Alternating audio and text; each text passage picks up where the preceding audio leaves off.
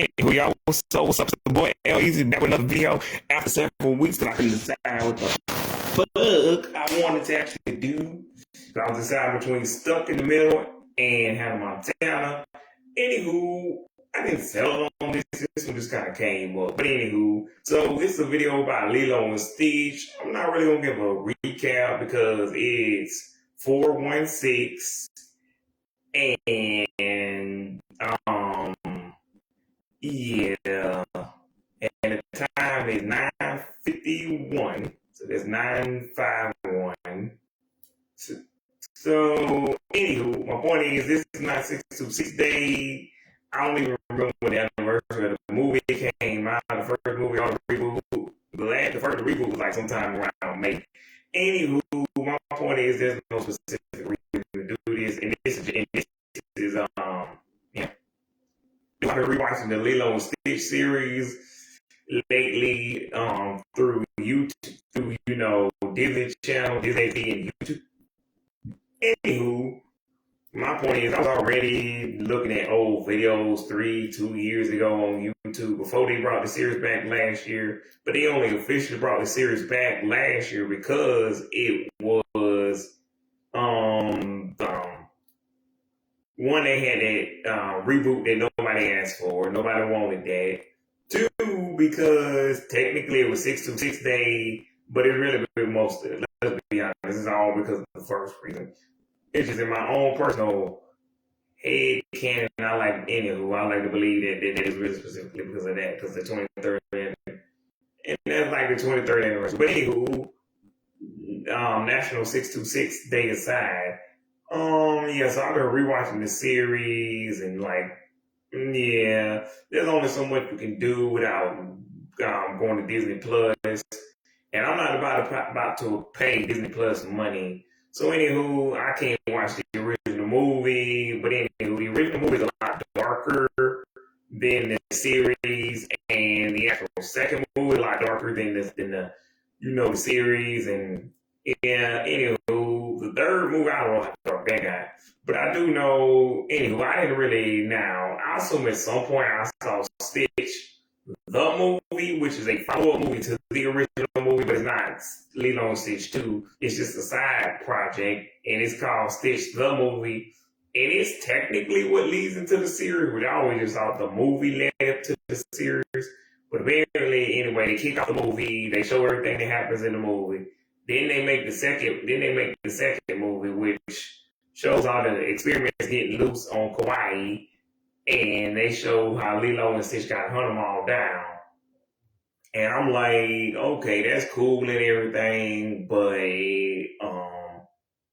anywho, and I'm like, anywho, so I'm thinking to myself, why didn't they do more crossovers after, which that's not really, but anywho, what I'm saying is, they made the second movie a long time ago, somewhere around 04, 05, I don't know, and I'm looking like years later, and they make the Leroy and Stitch series finale, and I'm thinking to myself,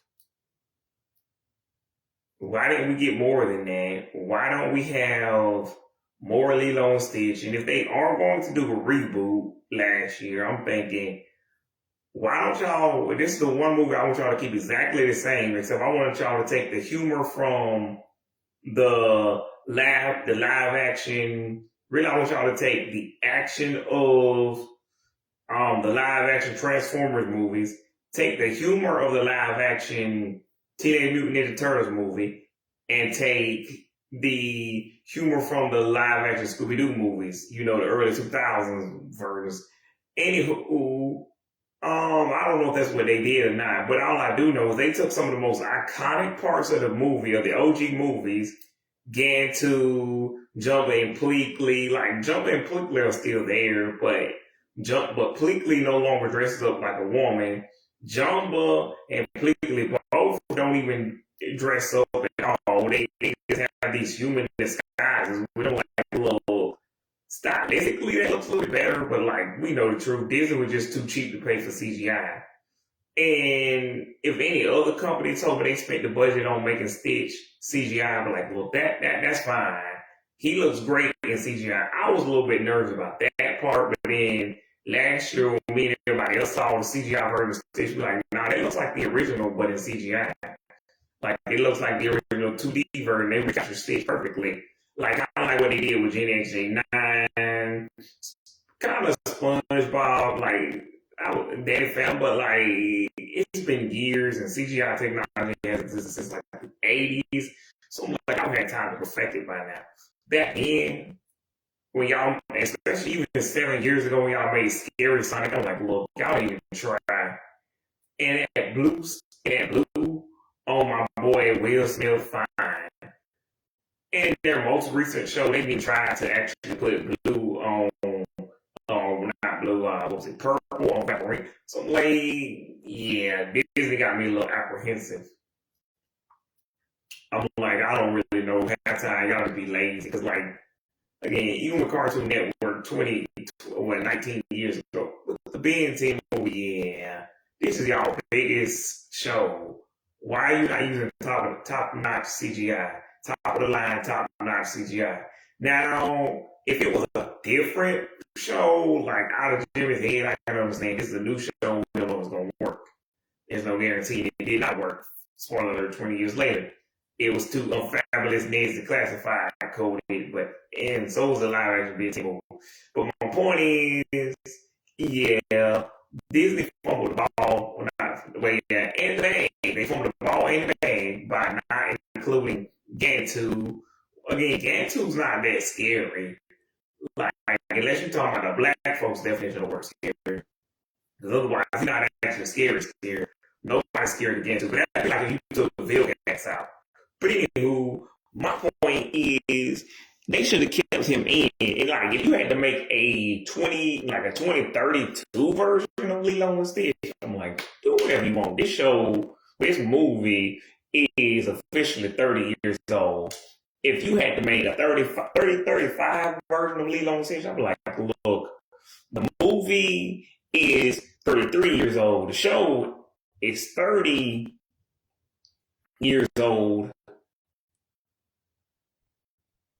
Well, wait, that's not wait. The show is 30. No, the movie is 30. The show is 30. Wait, shut up. The movie is 33 and the show is 32. So like at that point, we're going to have to take some, I would say, several liberties, except I think Chris Ayers, the guy who does the voice for Stitch, and the creator of the movie and the show, and the actual director of the movie, which apparently they let him do live, because that's like big for Disney, because Disney, they don't really usually let you do all that.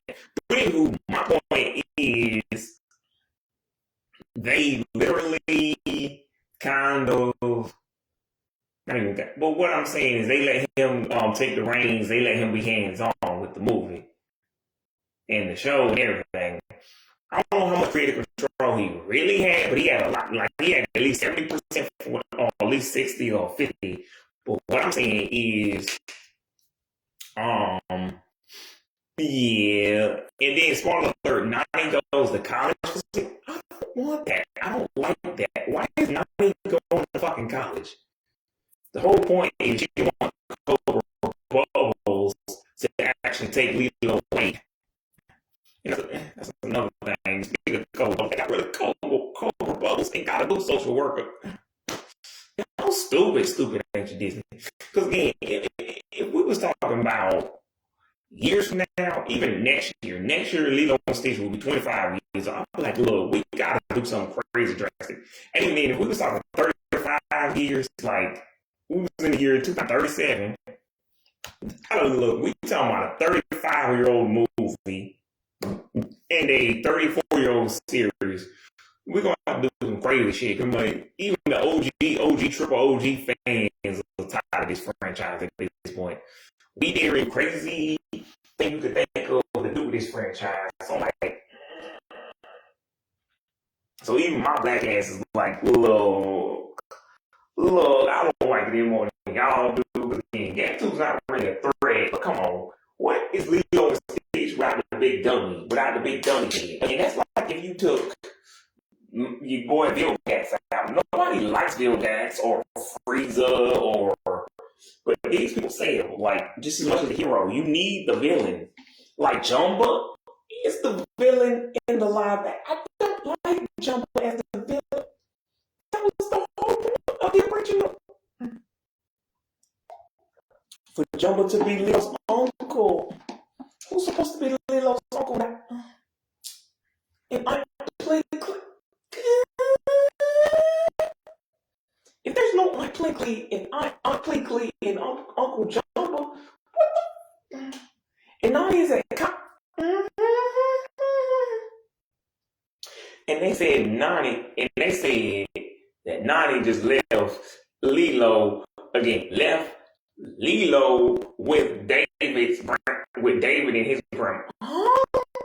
David is Lilo's friend and Nani's boyfriend, but now, look, I assume the sequel's not coming out to 2027, I believe.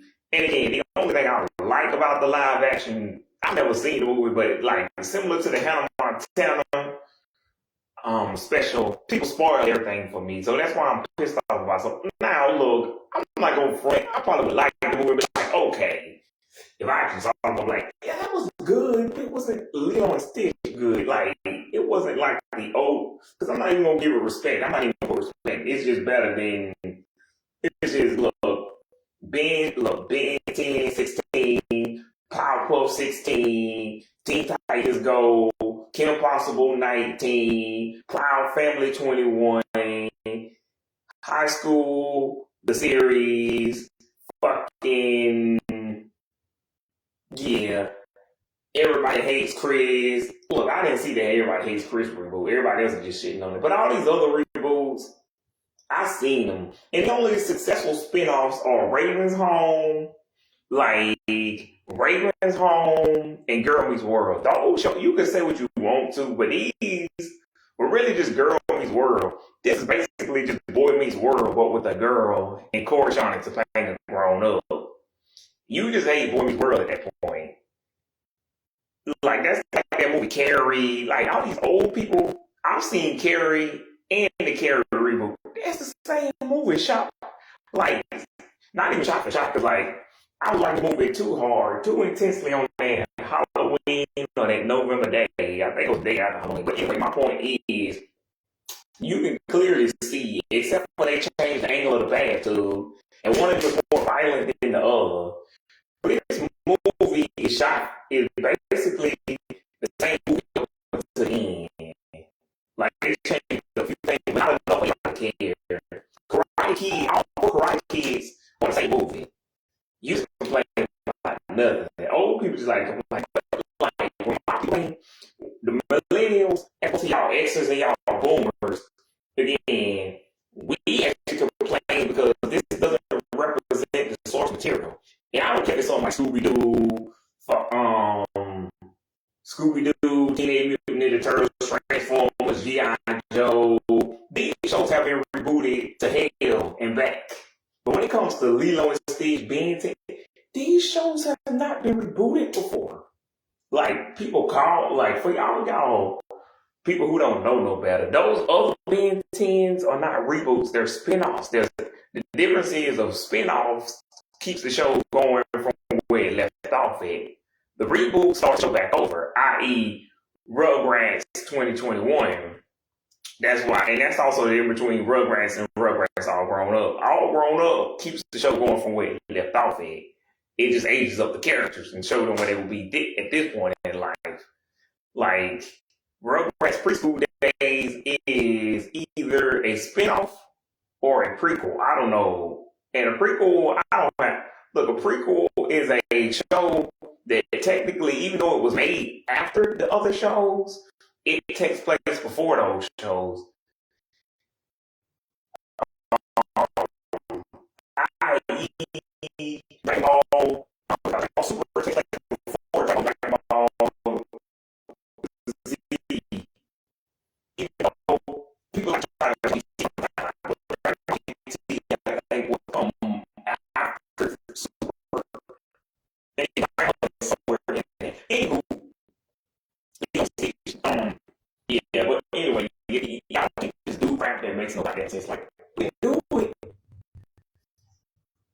but nobody likes it. And again, it's 24 years ago. Actually, it was 23 years. Like, but as of now, it's 25. I mean, 24. Shut up. And I'm like, that would be fine if the show was a lot older than what it was. Like if the show was as much as Stitch is. Actually, not 626 years old, but I'm saying if the show was 26 years old, I'm like, look, y'all, this is 2028, and we complain about a show that came out 25 years ago that's based off a movie that came out 26 years ago. I'm like, let some shit go at that point. And even then, like, it's not like the show was 28. If it was 28, 30, 35 years old. But yeah, this show was watched by multiple generations, by the way.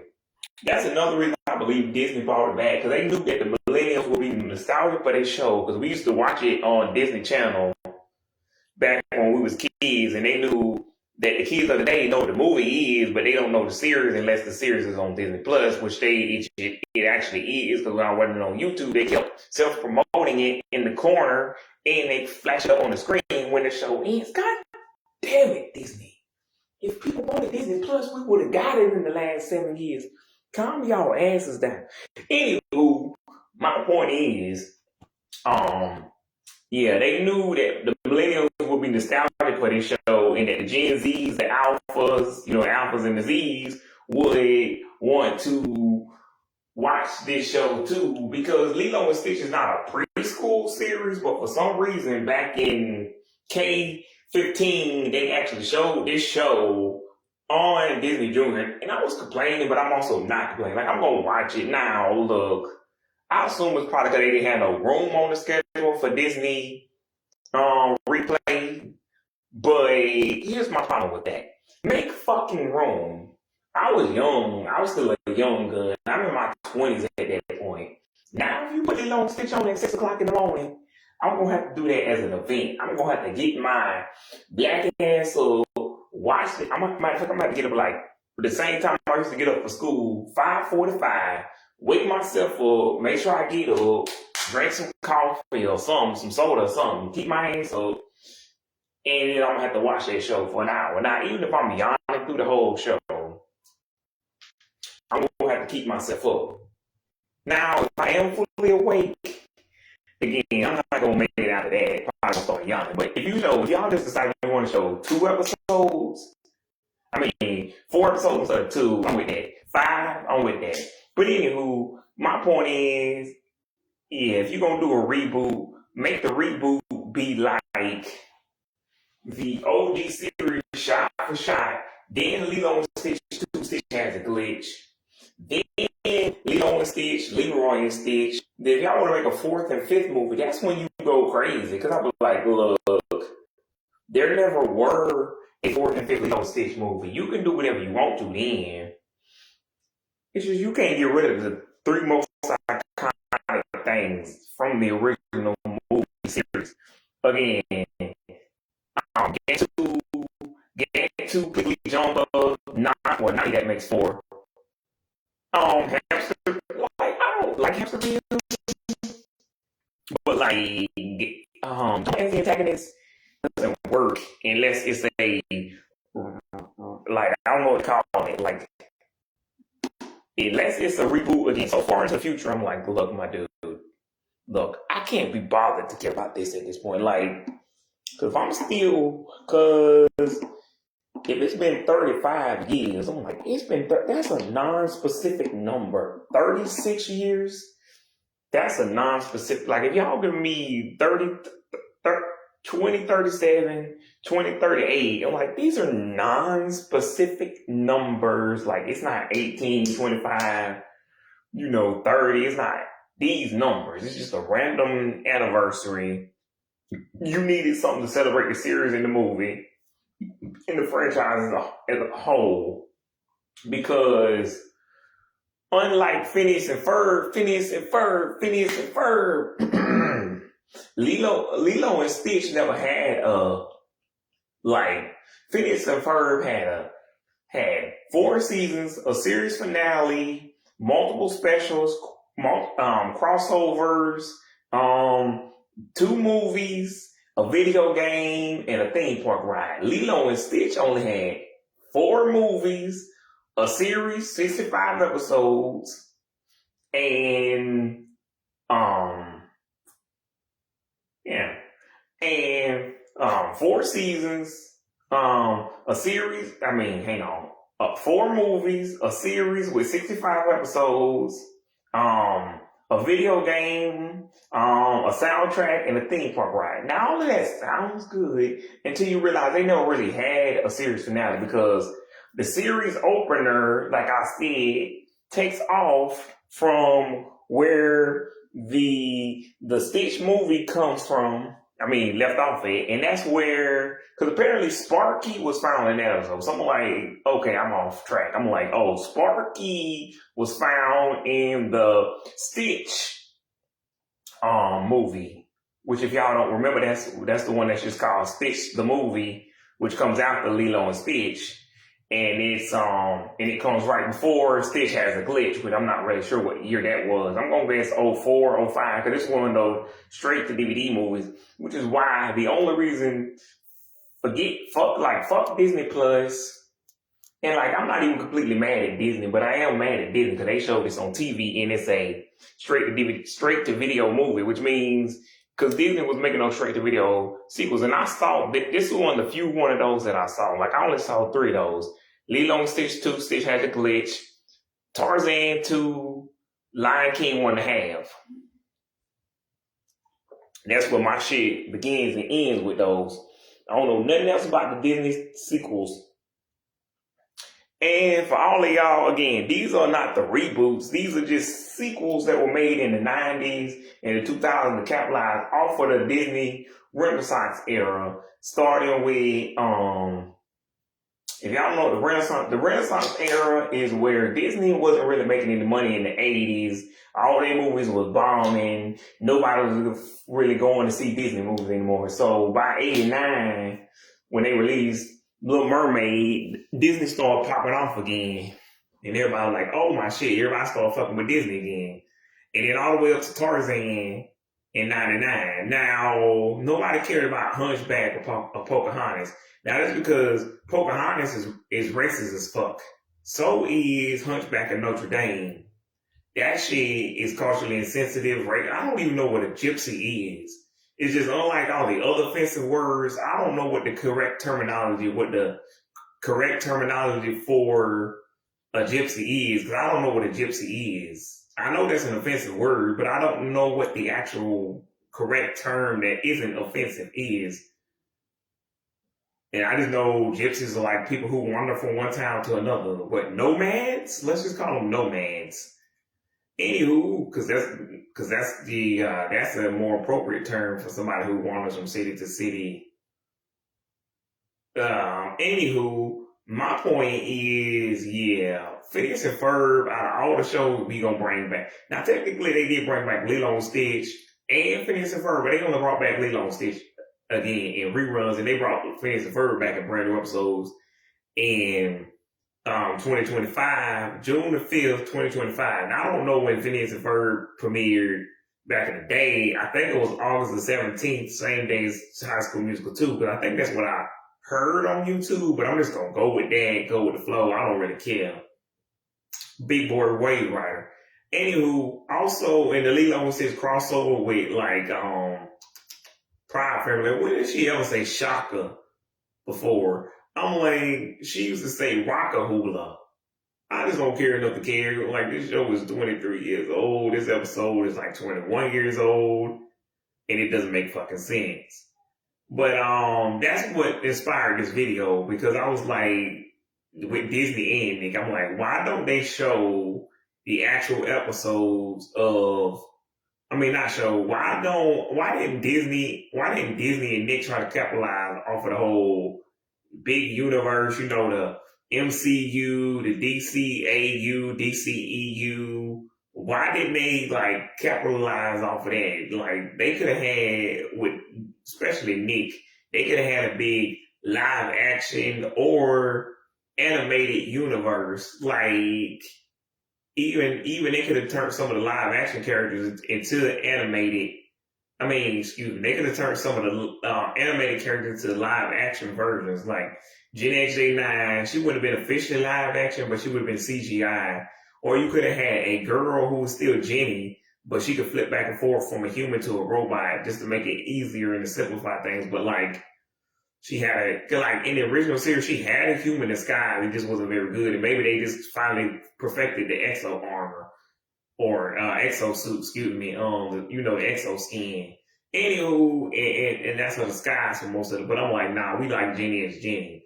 Anywho, but they could have made a good line. They could have crossed that over. I was recently talking to somebody about Alex Mack. Now, see, that's what would have started the universe because I said there will be no Thundermans without Alex Mack or Gen XJ9 or Danny Phantom, Haunted Hathaways, Every Which Way, um,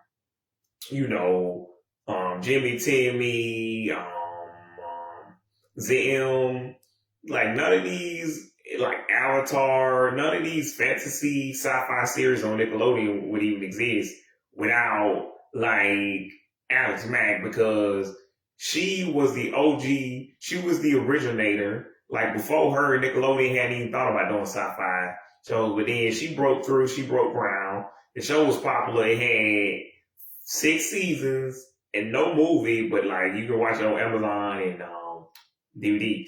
Anywho, my point is by the time this show ended in '98, yeah, you got Very Eye and him, all of those shows came out and again, Jenny came Danny came 04, April 3rd. Jenny came on August the 1st since we're doing dates now.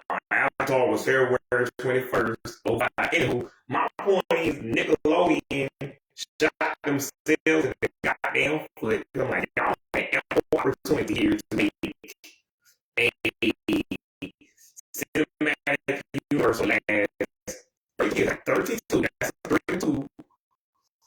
And like your girl Larissa only old, like she's only 44. Of course, I wish yes, my kids show status is old. Like this is for the whole family. The Thundermans is that show, and I just crossed over the Thundermans and they just brought Gen J9 because they already did it. Thundermans crossed over with Haunted Hathaways and all of that stuff. So they could have just had Alex back in there.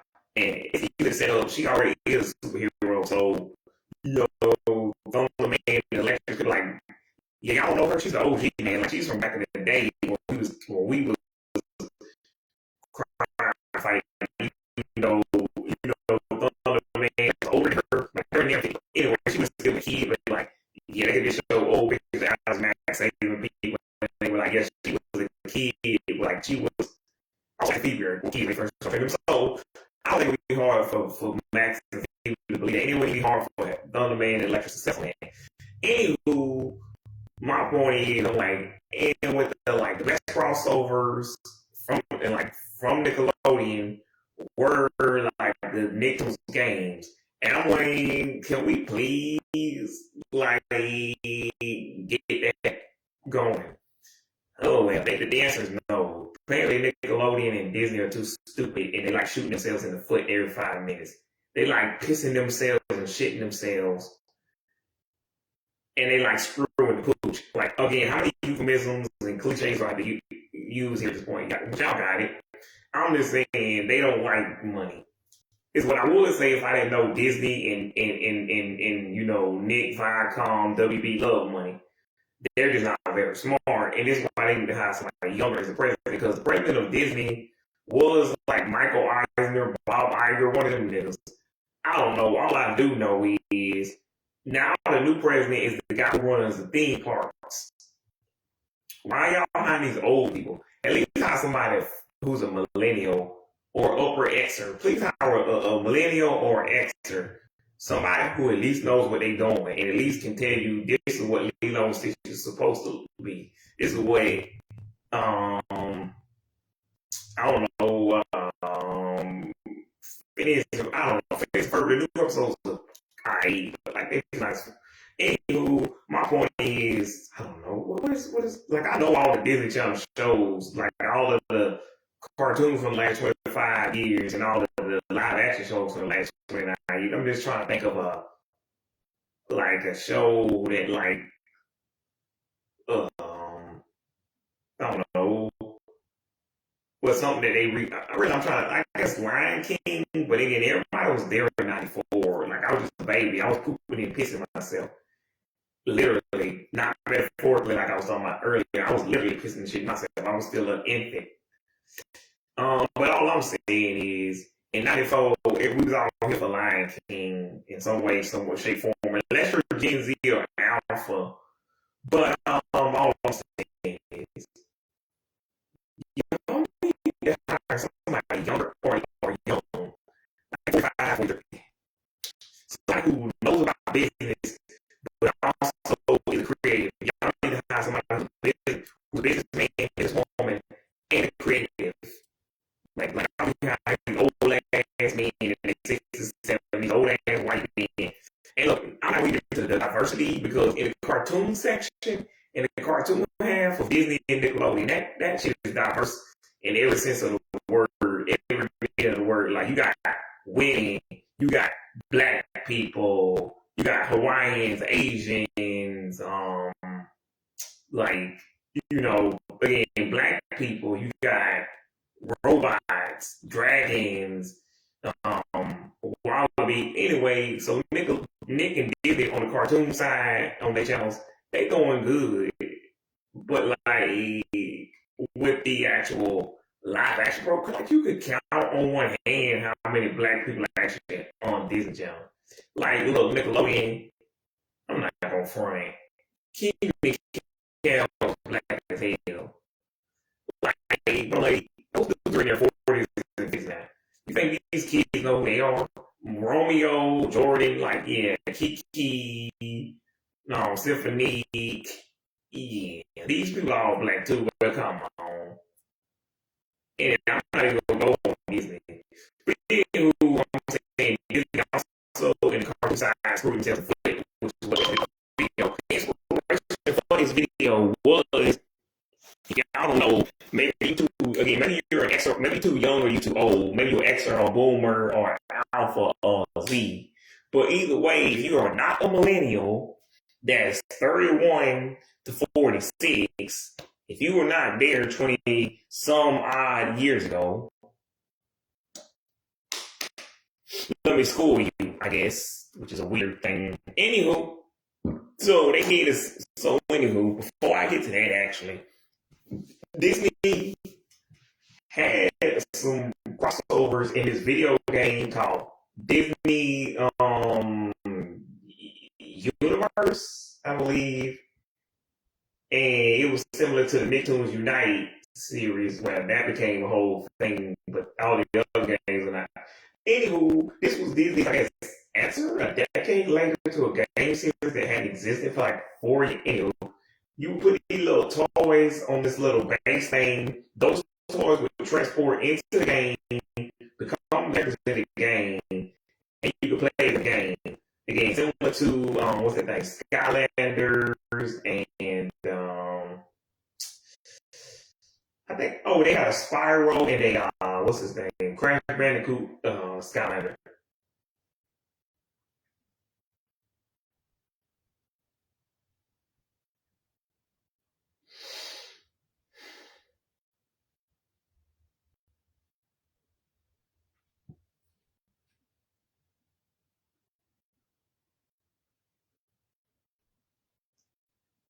Anywho, you put these little toys from like Dr. Incredible, I don't know, what's his name, Baymax. Anyway, all the Disney, Pixar, Marvel, Star Wars characters on these little bases.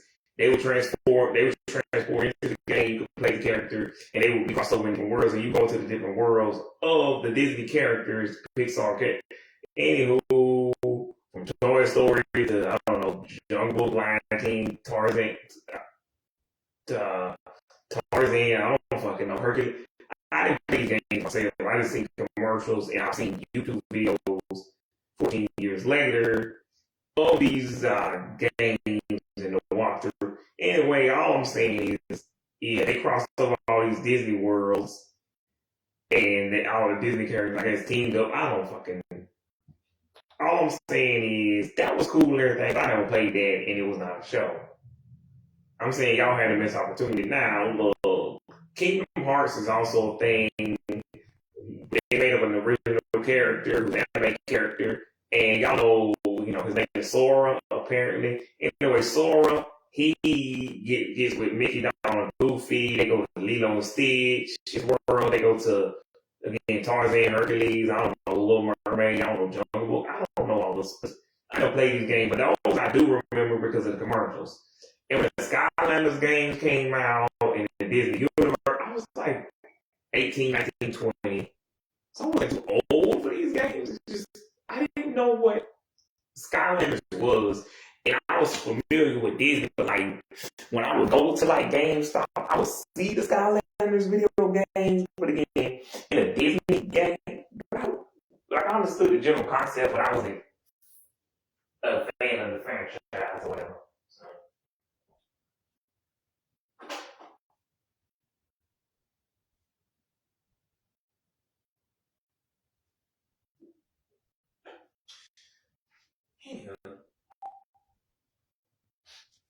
So yeah, I didn't really give two fucks or shit about something that I'm kind of familiar with, but like I'm not a child anymore. And this is what I always say: kids are not stupid; they're just naive, and that's how you get them to buy cereal and toys just by putting a character that they're familiar with. SpongeBob, Stitch, I don't know, whatever kids like these days. Bluey, Cricket Green, Miraculous, Descendants, stuff like that on the actual thing with the thing. Zombies. Anywho, my point is, Disney, they are special kind of stupid because my black ass,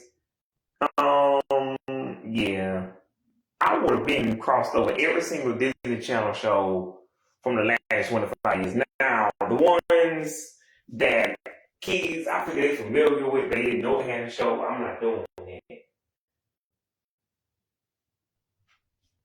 And even then, I'm just not doing a lot of the Disney XD shows, the Jetix shows, yeah, or anything that was specifically made for Toon Disney, like Buzz Lightyear or Star Command. And even then, we can make it work fine, but I'm not really sure. I don't know if Timo Supremo and like Flamingo Boy was specifically made for the Toon Disney Jetix block. I don't know. It was made for Toon Disney Jetix. Well, like, I don't see the point of crossing over Super Robot Monkey Team Hyper Force Go and what's that shit called? What is that shit called? We are witch. Star Racer, and yin and yo, hit him with the hole. None of that. I don't see the point of none of that crossing over with Lilo and Stitch. Cause I'm like, like these are all made by Disney, yeah. But if you didn't watch all 3 channels, you're not gonna care or know. And really, if you didn't watch all 4 channels, you're not gonna know. Which is why I would never cross over any of the actual, TV show. Somebody look, I don't think it's no secret. I think over the last 17 years, sucks ass. It only like 7 years. That was only like halfway through during the second year when they created Kicking It, and the third year when they created Lab Rats. And Pair of Kings was a banger. Look. But those are like the 3 most important shows on that network. Cause like Zeke and Luther, Aaron Stone, I'm in a band. None of these shows have a reason to exist. Now, these are my favorites, but I'm just saying, I could have lived without knowing these shows existed. Or you could just put them on Disney Channel. Anyway, Disney is so stupid. They thought that Disney XD was the boy network, and Disney Channel was the girls network. There are no What are you talking about, Disney? There are no boys and girls. Grown folks create these stereotypes, these gender stereotypes. Nobody was an actual kid. No, I just like trains and trucks and cars and robots and lasers and swords and dinosaurs and pirates and cowboys and yeah, all of the stereo. Basically, I like everything but bugs and worms. And my favorite color is blue, but it's not because I'm a boy, it's because I'm me. I've been me since '98. Now, that's why I always keep saying, and I will say it always and forever, I'm still that crazy ass kid from '98. I don't know what everybody else is doing. I don't know what these motherfuckers are doing at Disney, especially. But I'm like, Disney, nobody plays by your rules. Disney Nick, there's no such thing as what y'all talking about. Like, don't like, yes, I thought Unfabulous was a girl show, but that's because everybody else said boys can only watch this, girls can only watch that. Now, look, my point is there was no real reason. Because again, I watched Unfabulous and I realized this is just Ned's, but only difference is she wears a bra and he wears boxers. She wears panties and he wears boxers. It's the same fucking show. Like there's not enough of a difference for me to care.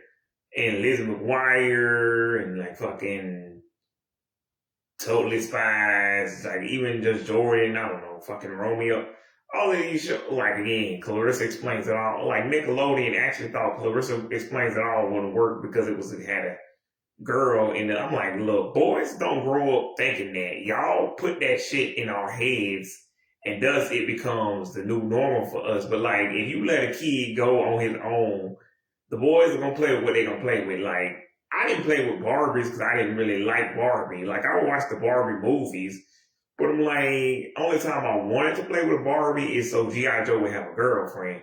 And they had army soldiers that looked like women, but they were non-descripted, non-brand name, generic girl soldier characters. Now, if you had a Barbie soldier and she was with G.I. Joe, or you put a G.I. Joe Barbie, now they might have had some girls in G.I. Joe, but I ain't seen G.I. Joe in 20-something years. Any fucking who, shout out to Thundercats and He-Man. Anywho, my point is, dudes will watch girl characters, strong female characters. I mean, look at this video I'm making. I mean, we are literally talking about, if you grew up in the 90s and the 2000s, we talking about Powerpuff Girls, Totally Spies, Kim Possible, Witch, Winx,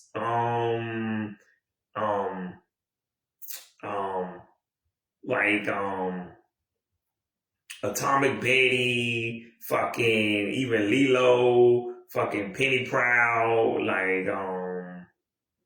yeah, and even the non-superhero characters like fucking Ginger, I don't know, Pepper Ann, Braceface, again, Gen XJ9, Juniper Lee, even like Cora, even though that's 2010s, Katara, Toph, fucking what's her name? The painted Asami, not Asami, that's the wrong series. Anyway, the girl with the face paint, the one of the Kyoshi warrior girl. Again, like I don't know, Asami, and again Korra, which again is still apparently spelled with two R's. I don't know why. Anywho, yeah, like we grew up with strong female hair. Like, what are y'all talking about? If you had enough explosions and fast cars and shit in these in these shows, boys will buy it. Like, we don't really care that much.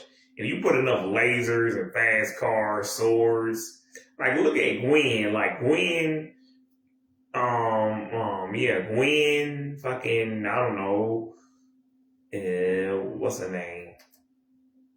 Eunice. Also, like Cadence Nash.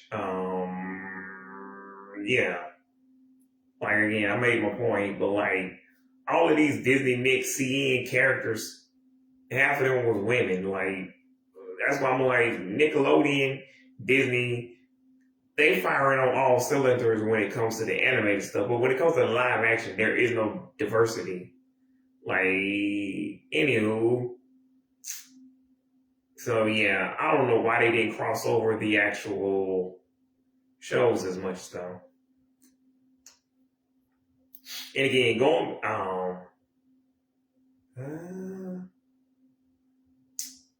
don't know.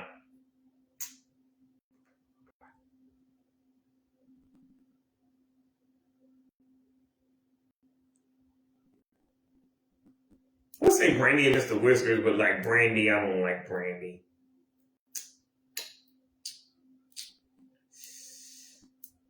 And I don't like Candy from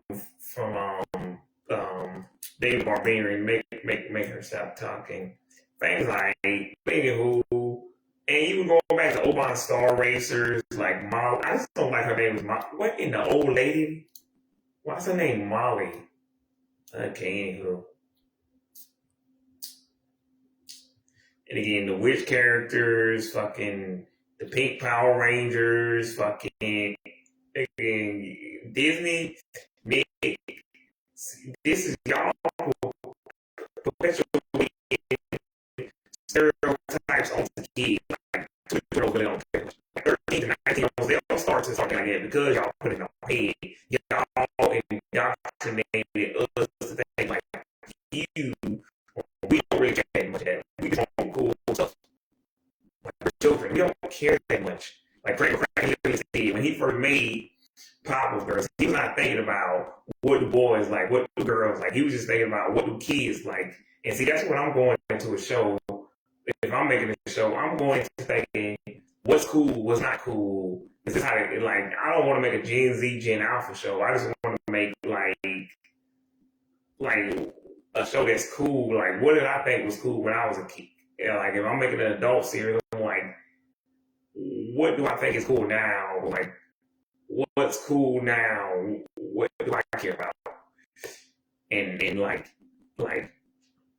yeah, that's all I'm trying to make. I ain't trying to make no girl, boy, man, woman show. If I was anything, I was ageist. Like I didn't like old people or children. And again, I don't hate children, but I'm like I just not like I'd rather not be around children if I don't have to. Cause like I don't have children, and you're not my child, you're not my cousin, my niece.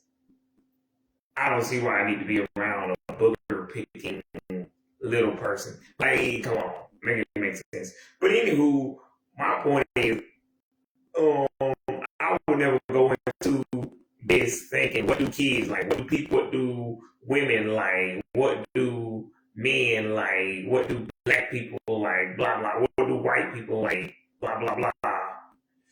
Now, if it's now, I might go into it thinking, what do millennials like? But that's only if it's specifically a reboot of a millennial show.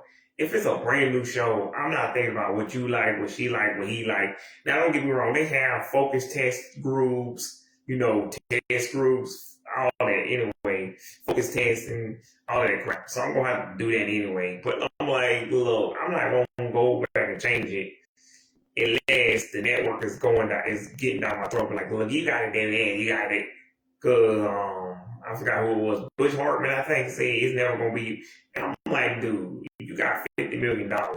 I think it's gonna be you eventually. If you get rich enough, you can fund your own cartoons and be like, it's gonna take a long time before you get there. So like at the beginning, it's not gonna be you for TV, music, video. Like you're not the one footing the bill. So yeah, you're gonna have to, I guess, bend a little if you want your show to be on the air, your song to get, I don't know. Anywho, all I'm saying is I'm not going into that thinking of whatever, blah blah blah, Scooby Doo, spaghetti, whatever the fuck. But all I do freaking fucking know is, yeah, Disney just wastes their time, and they got again billions of dollars. Like this ain't like a Discovery PBS who Discovery has millions of dollars. Don't get it twisted, but a million is not hundreds of million is not the same as a billion, unless you got like 900 million, or 800, and even then that's close to enough to a billion, but still not a billion. And then like if you got yeah, and PBS is on government money, so the government's not gonna give you that much money, and it has to stay educational. Anywho, all I'm saying is, yeah, Disney wasted opportunity. They could have crossed over, because like I've been rewatching Lilo and Stitch the series, and again the game is apparently canon, I guess, or we just counting that because there's an experiment in that game that was supposed to be better than Stitch, but he can copy other people's powers, but they're still not. But he's still not as strong as Stitch, but he can make himself stronger as a bonus in the game. Stitch 626, which why is the game called 626 if Stitch is already? I don't know. So it's just called Lilo and Stitch. Okay. Which is what that would be the equivalent of. That's like calling the game Lilo and Stitch. And even then, you could have got away with that because of the second movie. Before Lilo and Stitch 2. Because I'm just going to count that as a special, even though Disney won't show it, but they could. And again, the first and last episode of Lilo and Stitch is when Stitch first meets Richter. Well, when they first introduce Richter, which is after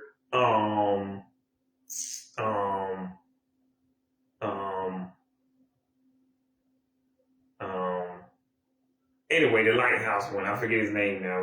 I'm pretty sure I said it earlier in the video. Anywho, and the last episode is the episode where they are Myrtle and Lilo are linked together. Anywho, and I remember this episode specifically because it aired during the Disney Channel games. Yeah. So did Emperor's New School, blah, blah, blah. I don't know. I guess the replacements. Who likes to replace? Anywho, every show but the replacements is like basically what I was trying to say. Like they could have, like, and the only thing I don't like about the crossover episode with American Dragon is they really didn't show, because what I wanted to see was Jake and Stitch fighting Gantu for like at least, I don't know, 5 to 15 minutes, like at least 10. Like, y'all went through the effort of making this episode. Like, look, I know it got to stay within 22 minutes. And look, I'm not sure what came on that night. Because, like, this might have aired during the Disney Channel games. This might have aired on Friday. This might have aired on Sunday. But I know the Disney Channel games aired on Saturday. If it did, it was like a Friday. But it was not a Sunday. Anywho, what I'm saying is the crossover episodes might have aired who knows when. For all I know, they might have aired during ABC Kids, and that's why they had to hurry up. Anywho, all I do freaking fucking know is, if you're going to take the time and the effort to make these and air these, at least make them as long as possible. Make them a full 30 minutes if you have to. This is the show. This is what we came here for. Because there might have been another episode of American Dragon, but was it as big as the Lilo and Stitch episode? Anywho, and I would have made another episode. I would have made another video showing my favorite Lilo and Stitch episodes, but I'm like, look. My favorite episodes are the crossover episodes, the episode where the experiment keeps saying dirty, and trying to get rid of them and trying to eradicate them with, cleaning solution and anywho. Fabric softener. Anywho, in the French fry episode, and the bug episode, and the episode where they travel to the future on that surfboard, and the episode where Lilo keeps aging up and becomes older, which apparently is called Skip. That's the name of the experiment, Skip. But I don't like that they put the name of the aliens in the title of the episode for past references, because that spawns the episode. But I like it for future reference. find the episode you're looking for if you remember the experiment name. Or really, since we have Google and smartphones now, you can just be like, what's the name of the experiment? And again, I remember French fry is, again, the one that tried to eat them. Link is the one who put Myrtle and Lilo together. I don't remember the name of the cleaning experiment. Also, I like the bug episode. I can't remember his name, though. Richter is the reason apparently I remember Richter so well is because Richter is the first episode. So I'm like, I gotta show love for that episode, even though it's not my favorite. They're showing one of my favorites tonight at 1 o'clock on Disney XD. Catch that. It's called Kicks, which apparently they spell Kicks with 2 X's. Why not just spell Kicks? Y'all know how to spell Kicks.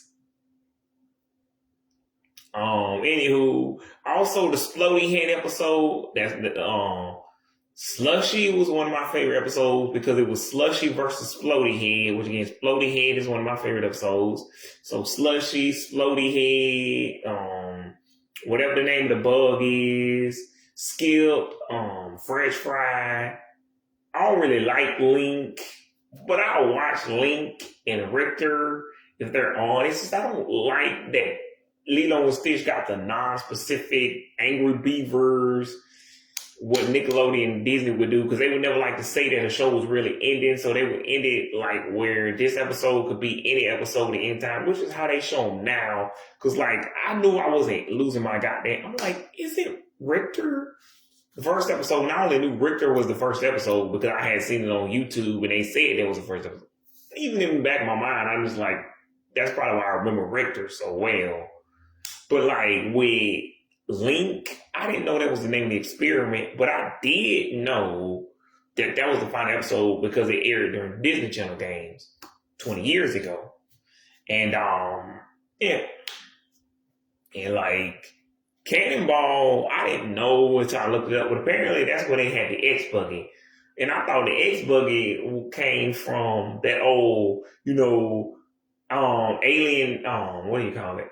Escape pod that he got from the ship when he escaped out of, in the movie. I thought they just reconfigured that and tricked it out. But apparently, no, they took the old Jeep that Nani used to drive, I guess, from something, tricked that out, when I Jeep, old Doom Buggy, tricked that out and made it, the X Buggy. Which I didn't even know I forgot that was the name of that thing, but yeah. And I'm not even sure why they call it the X Bug. I guess I'll find out tonight. But apparently it's the Cannonball episode. I didn't know that.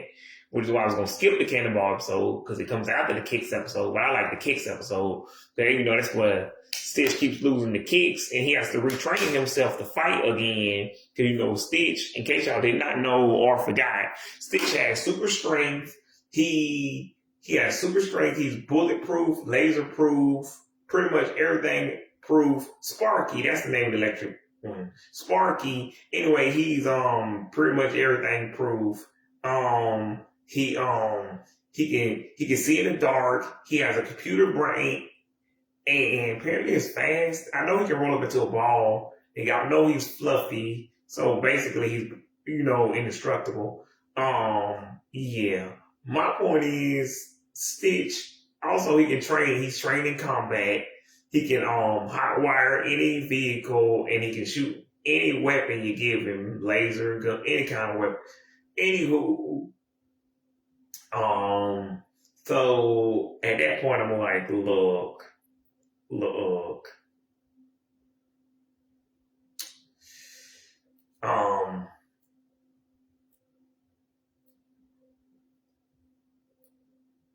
But anyway, his only weakness is water. So you gotta throw him in the water. I don't know if that actually would kill Stitch, but he will sink to the bottom, so that doesn't sound like fun. That's that one episode, Spooky, which I've seen recently on YouTube, where he drowns and then he comes back up to save Lilo by saying aloha, oi, aloha, oi. I don't know the rest of the words because I don't speak Hawaiian. Anywho, my point is, I forgot to mention, the only part I like about the reboot, or maybe I did mention, is Stitch, the CGI Stitch, and the little girl who plays Lilo in the movie. But I'm also like, why didn't they get Sienna Agudong to play Nani? Because she's old enough to play Nani. Because she's like 22. But they got her older sister, which I'm like, fine. I just don't know her older sister like that. Anywho, but my point was Stitch is a badass motherfucker, and that's why he had to relearn how to fight when he was fighting Kicks. And then they did another episode when he had to take down Experiment 627. And then not only did he have to take down 627, he had to take down 629, which is apparently is Leroy. But I'm like, I could have sworn they also called 627 Leroy at the beginning. But I think they just renamed him because of the movie and they already had a Leroy. And I don't know what they did with 628. I don't really know. Anywho, and then there's the episode, the baseball episode, and then there's the episode where Myrtle gets turned into an evil cyborg robot thing. There's the Poxy episode, which apparently that's how you say that, Poxy. And that's where he makes people sick by going to their body. And apparently that's on episode, what, I think 5? It's not even like deep into the series. Anywho, you got the Angel episode, which creeps me out because if these are technically Stitch's cousins, this means he's dating his own cousin. That'd be like if I dated Dee Dee. What are we doing here? What in the incest, Disney? Of course, Ben 10 would do it too, but again, that'll be 5 years later or 6. I don't fucking. And again, if you like Pokemon and Ben 10, it's your lucky day. You'll love Lilo and Stitch. Because Lilo and Stitch is like, what if they combine Pokemon and Ben 10? But Pokemon came out in 96. Ben 10 came out in 05. Lilo and Stitch came out again in 02. So they did not have that idea. It's just one of those great minds think alike type of situation. Anywho, my point is, they kind of dropped the ball when they did the crossovers because, again, I wanted to see Stitch and Jake team up to fight Gantu, and maybe they could have had like 625, fight with him for once, or I would say the new experiment, but they named him Morpholomew, and Morpholomew is not a fighting experiment. And then I recently seen the Glitch episode. What is it? Again, Spooky, which is he makes you see your worst fear. Again, Glitch is like a gold. What's his name? Spooky also like a ghost.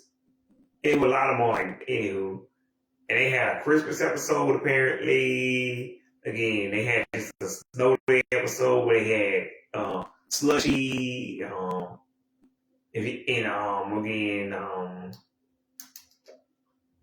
I've seen the one, what do you call it, Yin and Yang. That's not really one of my favorite episodes, but like that episode did teach Lilo and Stitch how to work together. And the thing I like about the show is that it always had a lesson at the end. Like for that episode was for them to work together. Like the episode where they went on that cruise ship was like Naughty learning not to lie, even though she was 18. Lilo already, she always learned that. I mean, she learned that, sometimes you learn being little is the best way to be and don't be in such a hurry to grow up, which I guess is the point of the Skip episode and probably that time machine with the surfboard and whatever the bug episode is, which again, also I think Miranda Cosgrove, me and all the other fans speculate that Miranda Cosgrove is the one who plays Keone's girlfriend in the crossover over, the Morpholomew episode with Jake Long. I think that's Miranda, and I'm going to guess that is Miranda Cosgrove's voice, but she says she doesn't even remember. Kind of like how Sabrina doesn't remember being in Phineas and Ferb. Like she doesn't. Well, actually, I think she just said she played random characters. So she did like background characters, and then like you got like but she played Sarah in Milo Murphy's Law. Anywho, my point is yeah um yeah, I just want to see more action from this action comedy show, from these action comedy series. Um, yeah, but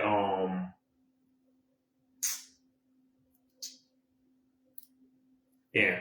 And in the Kim Possible episode, it would have been more cool if Rufus was an experiment. At least that was still forever tie the shows together. But this with all four crossovers, this confirms anyway that what we already suspected. All of these shows exist in the same universe. And unlike the actual Nickelodeon crossovers with the video games, they didn't do a different universe type of thing. But what I will say is I like that Jimmy invented a way for them to breathe underwater, and that's why in the SpongeBob section of the game, Danny and Jimmy and them can breathe underwater like brainstorm. They have kind of like a neck brace thing like brainstorm does. Yeah. But um, yeah. But and also in the Kim Possible episode, first of all, I haven't been 6 in 20 something years, but I'm pretty sure most 6-year-olds can pronounce the word sleuth. And I say sloth. Now maybe Lilo forgot halfway through the episode. I'm pretty sure she said super sleuth in the first half of the episode. I don't care. Maybe they thought it was funnier and she mispronounced the word halfway through. I don't. Kind of like what they did with Rugrats, but those are babies. I can't remember what words you can specifically pronounce when you're like 6, anyways. But anyway, I was 10, so of course I can say the word. Anywho, also like in other episodes, didn't Lilo go? Yeah, because like again with the what's his name, Plute. In the Plute episode, they literally had Lilo find the other experiments. Were there no other experiments she could go find in that episode? Like, I'm not complaining because it's convenient for the plot. I'm going to say that's all it is, plot convenience. Because why not go find some other experiments? Because, like, even in the Slushy episode, she went and found Splody Head from a couple episodes ago. And in the Plute episode, she tried to get Sparky, but Sparky had to stay for the,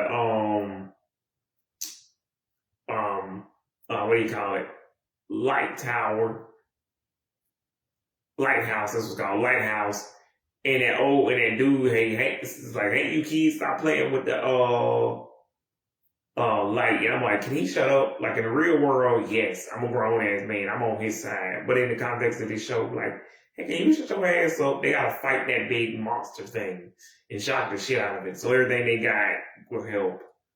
In the real world, but again, I am that dude now. I'm like, hey, can y'all kids shut up? Can y'all stop fooling around with stuff that y'all ain't got no business playing with? But in the context of the show, yeah, they gotta save the world by any means necessary. So you can handle some darkness for a little while. Then again, some ships might crash, but that looks like it was on land. And the one who alerted them when aliens are coming, they don't need that one. The alarm clock for 90, they don't need that one. Yeah. Clip who cuts hair, they don't need him. Sampler, they need Drowsy, Bougie Boo.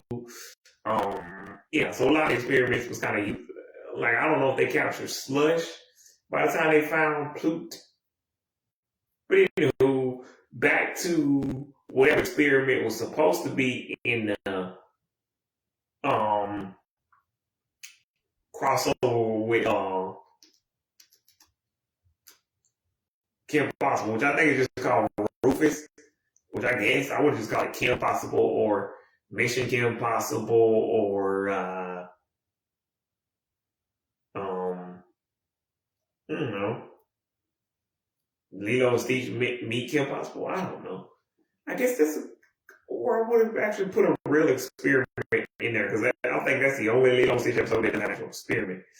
Because even in the Proud Family episode, they have an experiment, which I will get to in a minute. But in this case, they did not have an experiment. Anywho, and I wanted to see more again. With the Kim Possible episode, just Lilo not being able to pronounce the word super sleuth, with her not being able to go anywhere without Stitch. I'm pretty sure there were episodes where she went without Stitch, even though she wasn't supposed to.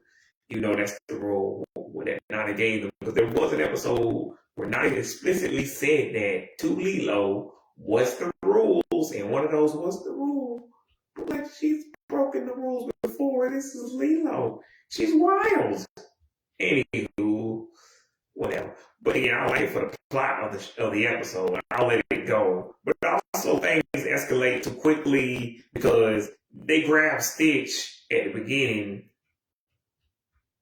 by the spaceship. But I don't know if Stitch already know how to play, how to go see. But anyway, Draken has some kind of drone thing, or Hamsterville has a drone that captures Stitch and brings him to the underwater base. Which, how did they not drown Stitch on the way there? I guess he was in that ship thing, though. I don't fucking, whatever. Anywho, my point is,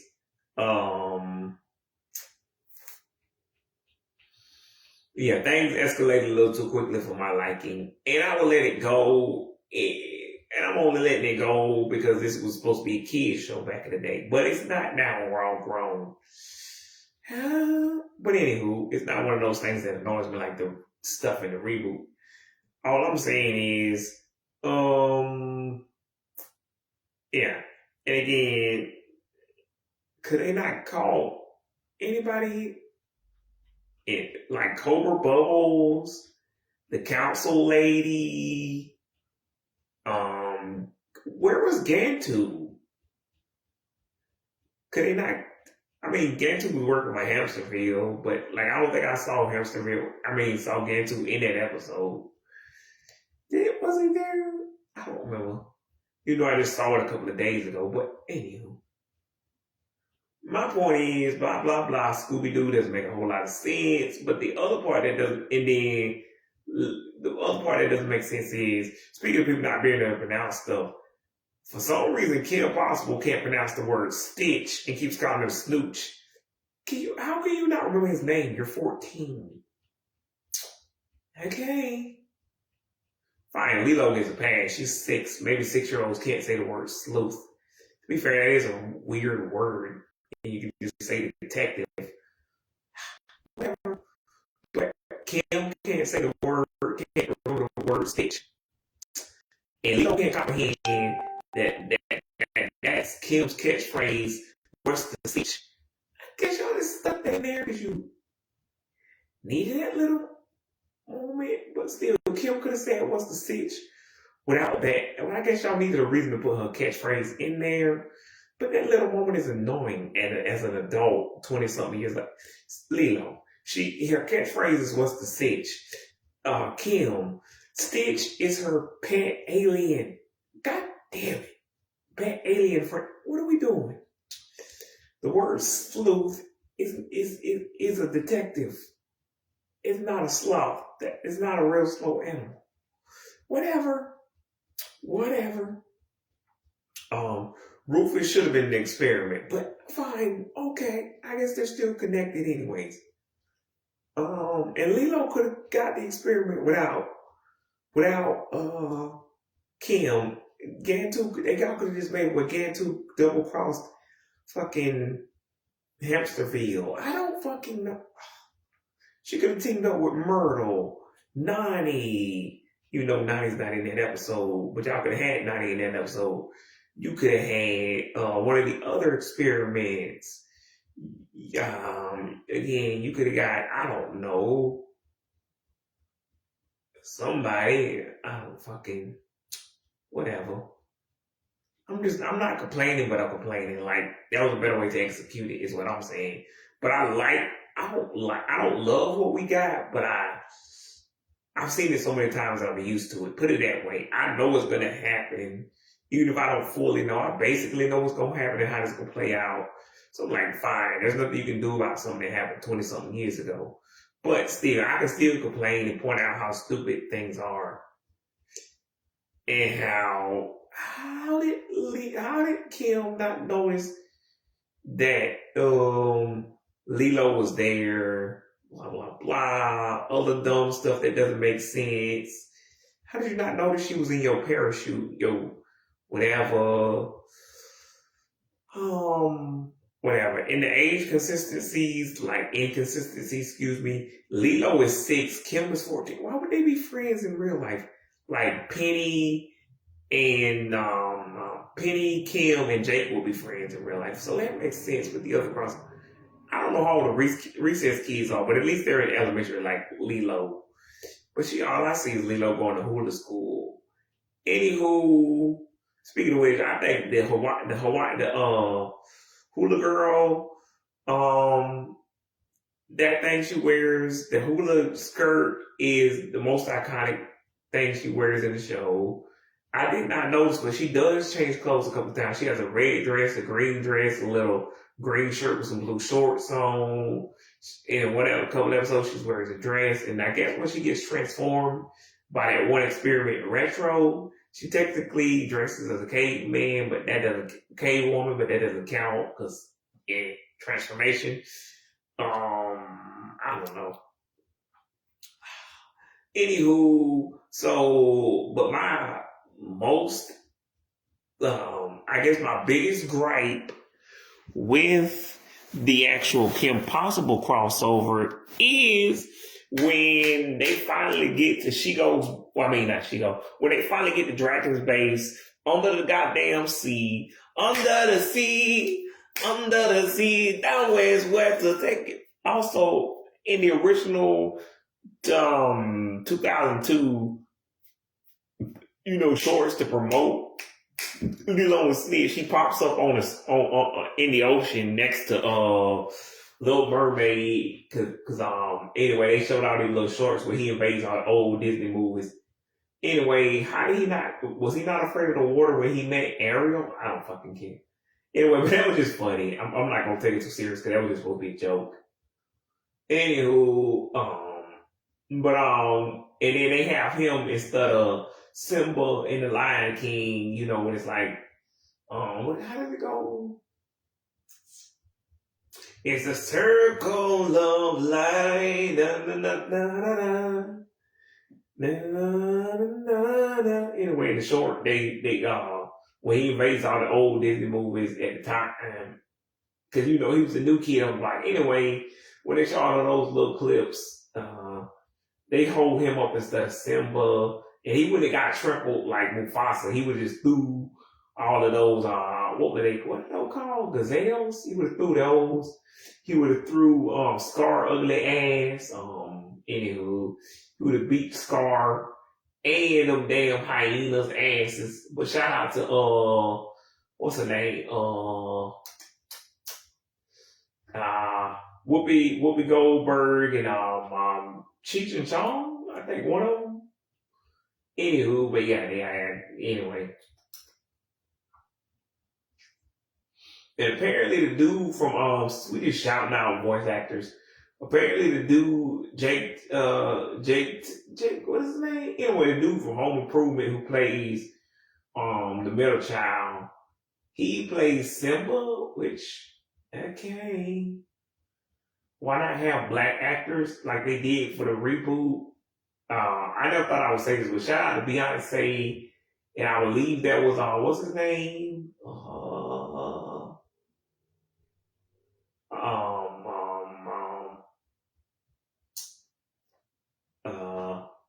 Childish Gambino. Anyway, playing Nala and Simba as grown-up versions. Anywho, my point is, yeah, when they finally get to Draken's base or Hamsterville's, but I don't know whose base it is. When they finally get there, they gotta say, spoiler alert, if y'all don't want to hear this, close your ears, plug your ears. But anyway, Lilo, Kim is tied up. She got communicator wrist gloves, which I don't remember that in the original series, but I'm just going to count it for me to know. The point is, Lilo has to save her. She comes out. I'm not sure what they. I think it's Kim's little hook hair dryer, which maybe would love. Anywho, she comes out with a little grapple hook, saves Kim, saves Stitch. But my point is, when Stitch finally gets out of the goddamn trap, I understand he was trapped down anyway. He couldn't swim up to the surface because he was drowned and sink like fucking rock. That's not the confusing part. The confusing part is we already know how this would have played out if this wasn't the. It really wasn't like they played Lilo and Stitch theme song, so I don't really understand why. I guess they need something, but like Kim, again, just like the American Dragon one, Kim and Stitch have teamed up to beat Shigo's ass. Now, people also point out, I think people, like, I'm the king of overanalyzing kids shows from 20-something years ago. But even I'm like, yeah, let's just pretend Kim has fireproof gloves. Like rubber, I don't fucking know. But yeah, like I said, Kim's hands will get burned for smacking up against Shigo's fucking fire hands. But I'm not gonna question it because it's a cartoon and it's from 20-something years ago. But yeah, her hands would get burnt. And I'm like, that's not the only thing that would get burnt. Her whole body would be burnt. But yeah, you see them throwing karate hands at each other going, what's wrong? But again, this is a show about y'all questioning the logic of a show about a teenage girl who's a cheerleader who knows karate and uses gadgets created by her smart friend to fight an evil monkey who knows karate, a blue dude who got mutated and created a bunch of evil robots called BBs who look like women and they do crime sworn. And a dude, and also a dude who takes, everyday appliances like a fucking toaster and tries to kill you with a toaster and fucking, I don't know, a blender. He also tried to kill you with snapping turtles. What? And a fucking lady who mutates animals. What in the pre-Dr. Animal? The fuck? Because at least Ben 10 and the rest of these shows that I've referenced actually make some sense. They got some kind of gadget or some kind of thing, power, some kind of whatever. But yeah, that show, like, I just like Kim Possible because I'm a millennial and I grew up with the show. I'm not going to question it, but we're going to question this whole entire franchise, this whole series. Kim Possible as a whole doesn't make sense. Again, she's a 14-year-old cheerleader who fights crime. And also, the part I don't understand, the part I question 24 years later, so Draken, the main villain of the show, he knows where you hide at, where you stay at. He knows your daddy because they used to go to college together, and your daddy knows his real name and keeps calling him Drew Lipsky. He knows where you hide at, where you stay at. Why don't he just come to your house every episode, blow your shit up, and kill everybody? Why doesn't he just bomb the fuck out of y'all when y'all sleep? I understand when he go to jail, but how when he is not in jail, how do him and Shigo not just come to y'all house and fuck y'all shit up? That's why I'm like, people, why don't you just rock your clock when you sleep? Just jump on top of your ass and just and light your ass on fire. If people want to question the logic of a show that was originally made for children 24 years ago, this whole show doesn't fucking make sense if you think about it too long. But we weren't supposed to. One, we were 2 to 12, 1.5. We were children. 2, because it's a cartoon. Again, that was originally made for children. 2, 3, even if it had been a grown folk show, it's still a cartoon. Of course, logic doesn't actually. Why do you think we have this thing called cartoon logic? with shit that doesn't apply in the which the shit that applies in the real world, but in the cartoon does not apply. Like when Road Runner or anybody in the Looney Tunes is falling from the sky, but they don't realize they're falling. They don't actually start falling until they look down. Or really, like a lot of this shit. Like I can't think of another, but you get the idea. Things that wouldn't happen in the real world because physics and other things apply, but in a cartoon you can do. Like when people run through walls and shit. Of course, in Lilo and Stitch and like every other show but Kim Possible, it makes sense if somebody is flat through a wall and then get hurt. Again, Stitch is bulletproof and laserproof and got super strength and shit. So it makes sense why they make these gags of him getting hit and getting thrown into trees, and sometimes he's played up for like that's like in the Thundermans. I'm just gonna assume, especially with Thunderman, that when he got shocked the shit out, when he got the shit shocked out of him, and he fell down the stairs and that didn't hurt. Like, and that's the same reason why he tangles with Destructo. But I'm not. But like when it's like a show like Kim Possible, she got regular human bones, and she's 14, and she's a child. Well, you know she's a child, and she's a girl. I could break Kim. I don't care if Kim does no karate. I could break her in half without trying. It's just I'm not going to fight a child, let alone a girl. But I'm just saying, why are we questioning people on YouTube? Why are we questioning the logic of a show from 20-something years ago that was originally made for children? The whole plot, if you think about the plot of these shows too long, they don't fucking make sense at all. Except again, Lilo and Stitch. We don't know if aliens exist or if they don't exist. You can make up any shit you want. I just don't like when the reboot doesn't follow the source material. But in American Dragon, again, he's got superpowers. I'm not gonna question what hurts him, what doesn't, anywho. But anyway, there was an old video on, I believe, on Frederator, where they was like, how come Kim Possible can jump so high? It's a fucking cartoon. But anyway, people speculating that she might secretly have superpowers. I'm like, yeah, sure, if you say so. Like, that's not a reasonable explanation of why she can jump so high, is because she's a cheerleader who knows karate. But I'm like, it's a show. Again, it's a show it's a cartoon, a show, and it was originally meant for children, and it aired 24 years ago, and it ended 19 years ago. Why are we questioning the logic of these? These were not supposed to be overthought. The only reason we do it now is because we have a platform like YouTube and Facebook. Back then, there was no YouTube, actually, because Facebook actually did exist by the second to the third season of Kim Possible, but still, nobody was on Facebook, MySpace. Even when YouTube finally did exist during the third year of Kim Possible, nobody was overanalyzing shit like the way we do. Now, towards the last of Kim Possible, yeah, we were overanalyzing shit like that. And plus, in the Kim Possible series, aliens are introduced at the end. But in the show where they got them BB robots, the mutated animals, monkeys who know karate, like mystic monkey kung fu, why are we questioning the logic? Again, a dude who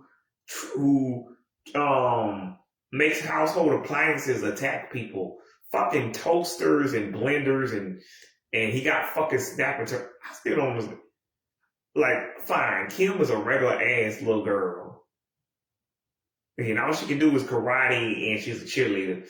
Fine, but like, what if Kim, which they did, but like, and to be fair, I don't know how bad a snapping turtle bite would hurt. I just do know that's like, you might well just put, at least if you had put a bunch of rat traps down, and Kim and fucking Ron fell in that shit. Now that's gonna hurt, even if they don't kill them. Getting them traps off of their body is gonna cut like a bitch.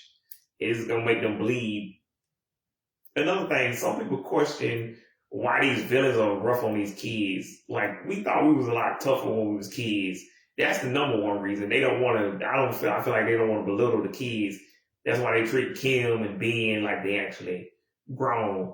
The other reason is because it's a TV show, it's a cartoon, it was meant for children. I've already said it. But now y'all questioning about a lot of this stuff about Ben 10, Kim Possible. None of this stuff was supposed to be questioned, over examined. Which again, like I was watching a video and then earlier today, but it was like, which one of Stitch's cousins are the strongest? Which one of these experiments is the strongest? This was never supposed to be overanalyzed. We were never supposed to do power scaling. We were never supposed to say which one of these is universal threat, which one of these is city level, which one of these is street level, which one of these is blah, blah, blah, blah, blah. Because all of Stitch's cousins are crazy strong. And then y'all overanalyze and saying these experiments could hurt. Yeah, but again, it's a children's show. We know they never gonna let it get that far. But all of Stitch's cousins are dangerous. Again, Richter, he makes earthquakes. Y'all really got one that you just see was named Typhoon. One that was named Cannonball. It creates tsunamis.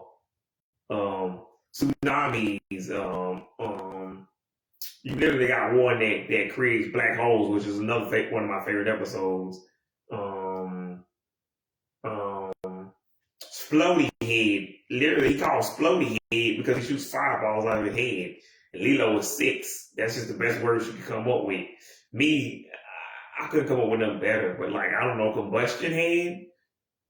Like, I would have came up with something like that too. I don't know. Firehead, Kinesis Head. But not what is it? Pyro Head? Like, I don't know any other words that mean explode or fire, but he shoots exploding fireballs from his fucking head. Slushy, again. Half these experiments could hurt everybody. That's the point. That's why Lilo and Stitch gotta stop them. It's just we know it's never gonna get that far anyway because it was originally made for children. It's just, again, with the Disney Junior thing, I think they making it seem like it was for younger children than what it was. Like, it was literally made for, like, at the most, 2 to 14-year-olds. 1 to 14-year-olds. It wasn't made for, like, 2 to 5-year-olds, 1.5-year-olds. I just wouldn't care. It's like, I would just let Yaya and Noah watch it because it was originally a children's series. And I knew nobody was actually going to get hurt, or, you know, and that's the same thing with Power Rangers. It's like, yeah, these shows are crazy. And they got crazy powers. And yeah, they too rough on it. But like, it's a show about superheroes and supervillains. Have you never seen Superman, Batman? Spider-Man is 16. Yeah, it's crazy that these villains are trying to, you know, kill these kids. But I'm like, why are we overthinking the show? Okay. Anywho, now we back to Down to Earth. But I'm going to say Stitch is the strongest because he beat all of his cousins and turned most of them good. The only two he really couldn't beat was 627 and Leroy. Like, other than that, come on. And Ruben, if Ruben actually tried, he could actually maybe match Stitch, but like, he ain't gonna do shit.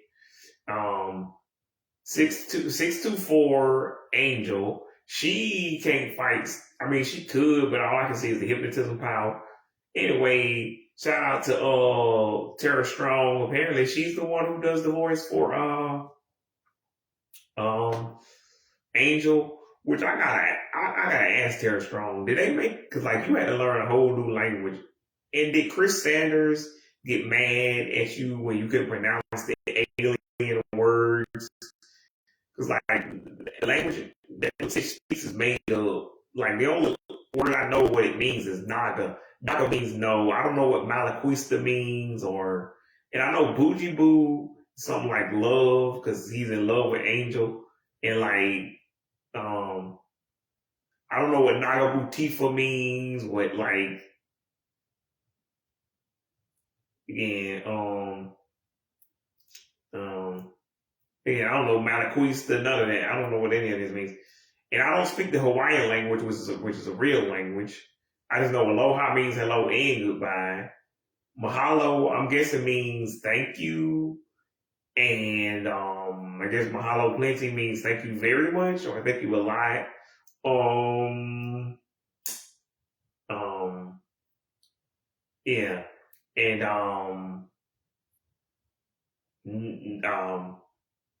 Lolo, I'm guessing it's like like crazy. You know, Spanish people say loco. And I'm guessing Lolo means insane, crazy, cuckoo. You don't lost your damn mind. What you talking about? What you talking about, Willis?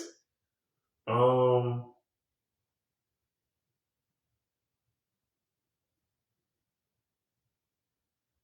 yeah, but anywho, my point is, I don't know, like whatever. But like again, why? But my original point was, why is Stitch not fighting with Kim to fight Shigo?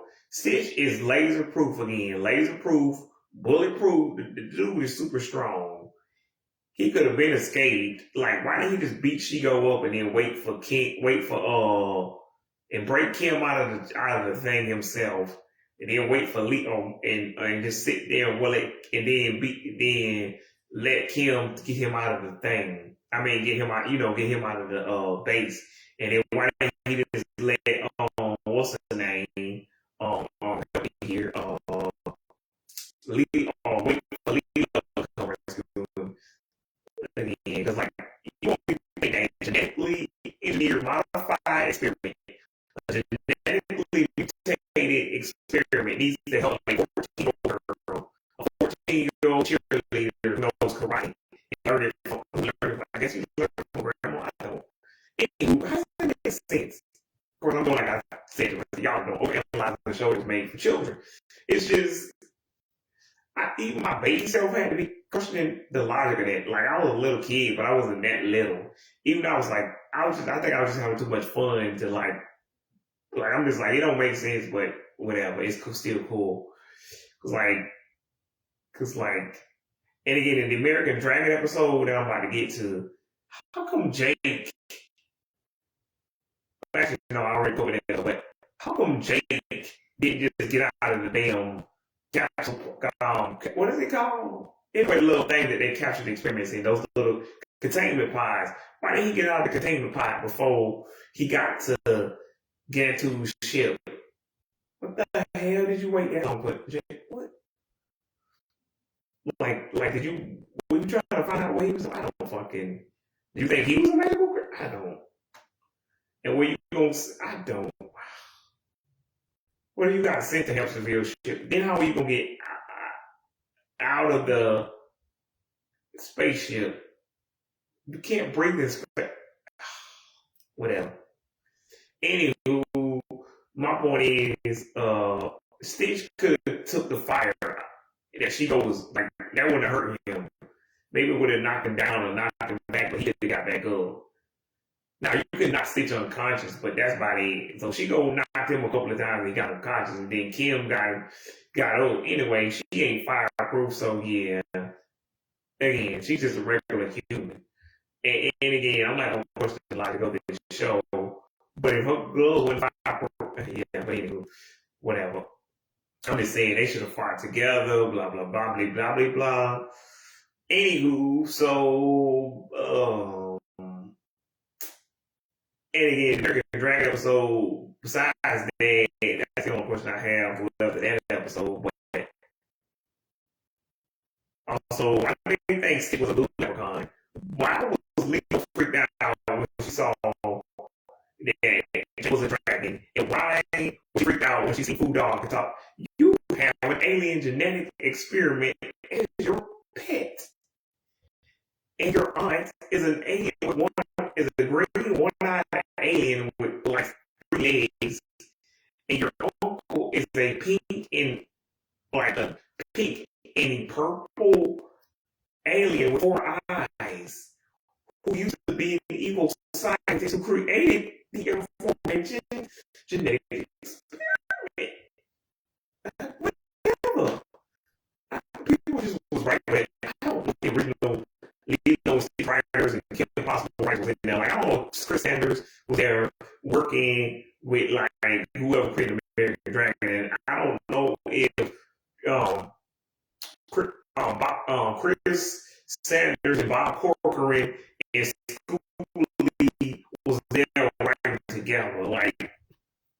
Like, I know they write for their own shows. Like, they the show runners and show creators. But I don't know if they was actually there writing for their own show. That's what I'm going to assume happened. Like the creators from all 4 shows were not in the room. And the creators was just going, like Lilo and Stitch creators was in charge because it was their show. And they were the base. Even though Kim Possible came out a year before Lilo and Stitch, Proud Family came out 2 years before Lilo and Stitch. But whatever. Sure, let's go with the top. And I don't understand it. Like, all these shows were big at the time. Like, the Kids of the Day, Yaya Nova, whatever. But they don't know what. They know Lilo and Stitch is a movie. Either they know it from the OG or the reboot, but they haven't heard of it. And they might have seen Stitch has a way like, here's on YouTube, did they got no fucking no kids like they don't know what like Proud Family, Kim Possible, Mary Dragon, Recess is. But anywho, at least it makes sense though. Anywho, my point is, right, you don't seem like they got top billing. It was still the new kid on block. Kim Possible was like in season 2, 3, 4, 5 at that time. Profit was on it was already, it had already ended. Either, I don't remember when the Profit movie came out, but I think it might have been that same year. So at least we got something. And like, again, Kim Possible ran longer than Lilo and Stitch. It ran longer than all of them. And again, they later introduced aliens in the show, but I think that was after, like, some people pointed out. But like, Kim Possible had already fought some weird shit. It's why I went over all of those villains that she fought in the other episodes. Like, and the dude that tricks out cars, similar to the dude from Totally Spies, and whatever. So she had already faced some wiped out villains and giant robots. Like, she literally went up against the Diablos. Yeah, y'all know. Could be that true that is you. And again, she went up against Monkey Fist and Draken and I don't know, D and Amy. I think it was, I don't remember who else was in that. Motor 8, I don't fucking know. Anywho, Monkey Fist was in that episode. I think he was the one that introduced him to the time monkey. Anywho, let's be honest, in the glitch of time, Shigo, we already knew Shigo's the badass. Like, I don't want to fuck with Shigo. If Shigo was a real bitch, I'm like, look, man, y'all want me to go up against Shigo? Nah, my nigga. If Shigo tell me, I don't care which, because like, I don't like how grown men in the real world, I'm not attracted to Shigo. I kind of like thought Kim was kind of hot when she in that other movie. Was it that movie? Yeah. In the first movie, well, I don't know if that one was the first one or second. Anywho, in the other movie where she had the battle suit and she went up against those El Diablo robots, and they showed the part where her legs is showing, like the back of her legs is showing, but they not showing her booty hole. But we can clearly see that's what it means. And I'm not gonna question what I'm seeing, but Disney, y'all got some explaining to do, because we know what y'all was alluding to. Because like they saying the rest of it was Kim's butt and her ass crack, but they not gonna show her ass crack. And I'm a teenage boy, I wanted to see it at the time, but now as a grown ass man, 22 years, I'm like, why were we alluding to a teenage, a 14-year-old girl's butt and her ass crack? Her butt and her ass crack. Her ass and her ass crack. What are we doing, Disney? And I'm not even gonna blame Bob, Schooley, and Corcoran, because maybe they didn't get to say what was written on their show. Maybe they didn't get to decide what was written. But let's just assume they had approval. Why did y'all approve that? Why did y'all think why? Like, why are we looking at a little teenage girl's legs, which is alluded to her ass and butt crack being above that? Why she changing it to the battle suit? We don't need this scene. But look what I'm talking about. This is the same show that said, I like it, don't shower. Don't wipe off after you shower. I like it when you don't shower after you work out. I like it when you glisten. Could you when you glisten, could you be any sicker? That's more of a question for Bob Schooley and Corcoran and everybody else who was working there. Why y'all put that joke in? Why did Bonnie Yes say tell Brick not to shower after he work out because she like to see his body glistening? But also, these kids are 14 and they graduate, so they only 17 when they graduate. And also, what's wrong with y'all weird ass fans online who keep shipping Kim and Shigo together? Shigo is in her late 20s, early 30s. Kim is 14 and she's only 17 when the show ends. Stop being weird. Stop being weird. Because, like, if they made a reboot and Kim was already 18 when I started the show, and Kim and she go start making out, I'm like, I'm gonna be with the rest of y'all like, God damn, baby, get that shit. Woo! But until then, what the hell y'all doing? A 14 to 17-year-old with a late 20s, early 30s, 26 to 33-year-old. What are you doing? That's fucking weird. Stop being creeps. But anywho, that shit just didn't make sense to me. I'm like, what the hell in the hell? What the hell are y'all doing? And the creepy percent is going on.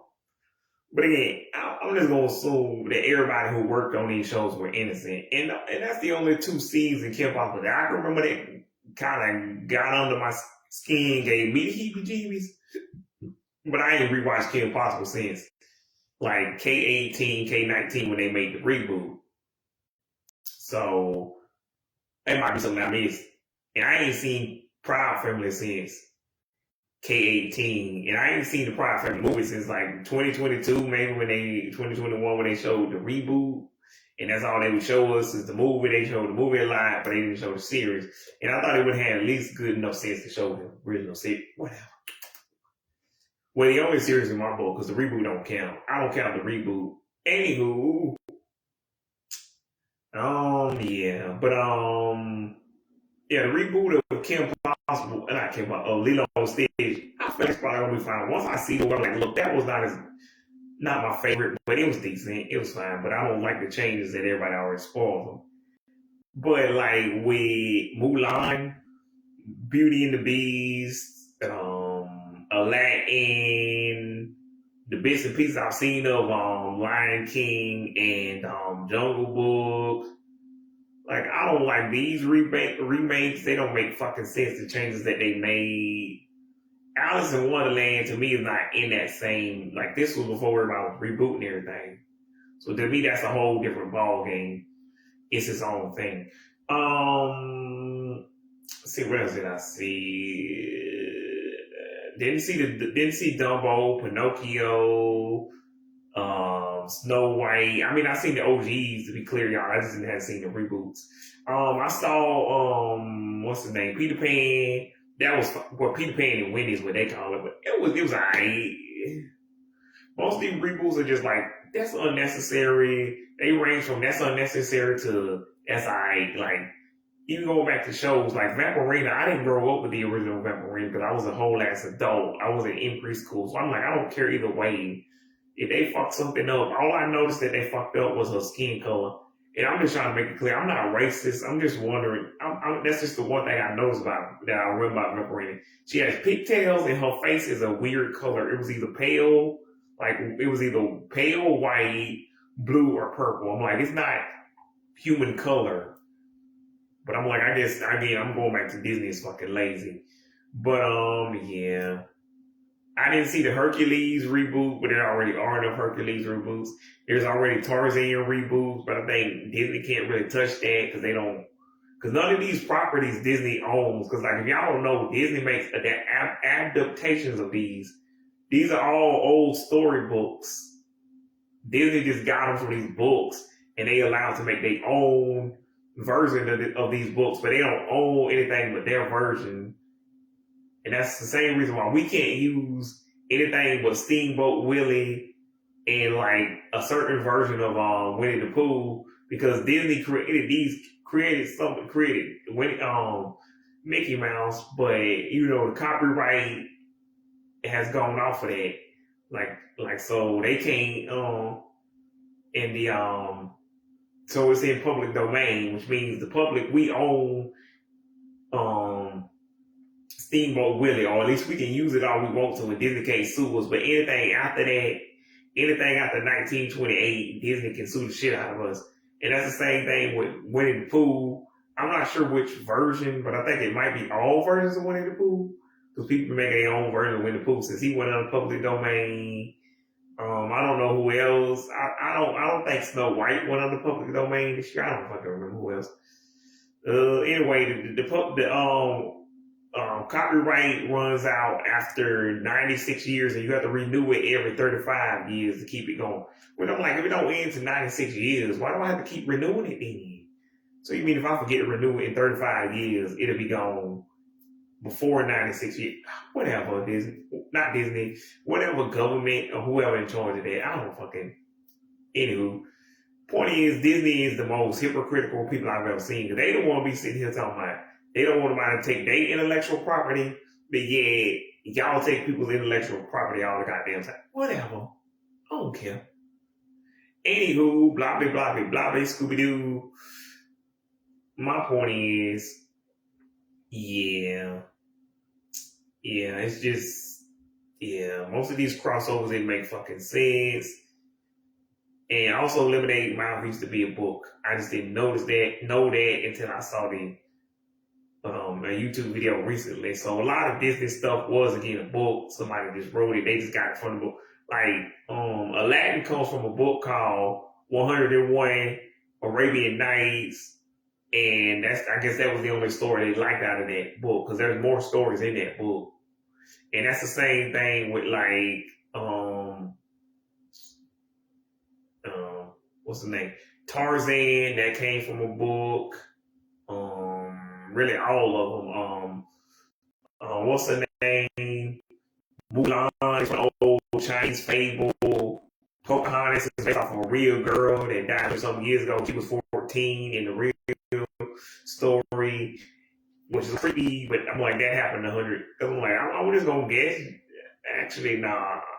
I'm just not gonna say nothing because John Smith is a creep, but that dude ain't alive. If he was still here, he would be a fucking ghost, and he would be like a poltergeist. Anywho, so he'd be one scary ass motherfucker. Or he might not even be a poltergeist. He might be a nice ghost, but I'm just saying, I don't want to meet no ghosts. Because I don't believe in ghosts, but I'm not about to find out if ghosts are real or not. But I don't believe in them shits. But aliens, I do believe in aliens, so. Anywho, but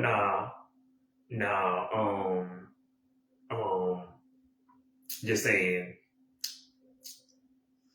Again, but yeah, back to my original point. I don't know why Lilo and Stitch got the top billing, and I don't know if all the writers for each of these shows were in the room, but they still did a better job than the Cartoon Network crossovers because Billy and Mandy and Foster's was the biggest two shows on that roster. Like, I can see why Camp Laszlo and My Gym Partner's a Monkey got the short end of the stick. Because those were popular shows at the time, but they not now. And like, it's not like they were Megas or Ben 10 or even High. Well, I don't even like, but some people actually do like High High. I mean, I'm guessing if you like Camp Laszlo should only come back because of the whole punked thing. Anywho, my point is, those two shows were popular for the time, but even then they weren't the most popular shows on the network. There was like Ben 10, Powerpuff, I don't know, Megas, and Ben, fucking Teen Titans, fucking you know. Anywho, yeah. Kim Pop crossover don't make sense. They should, and we know if this was playing 1-for-1 real, how this would really go down. Not even in the real world, but just in the context of the show. If the real writers had actually been there, is what I'm saying. Or if they were there, but they got more of a say in what happened. Stitch would have beat the shit out of She-Go, no problem.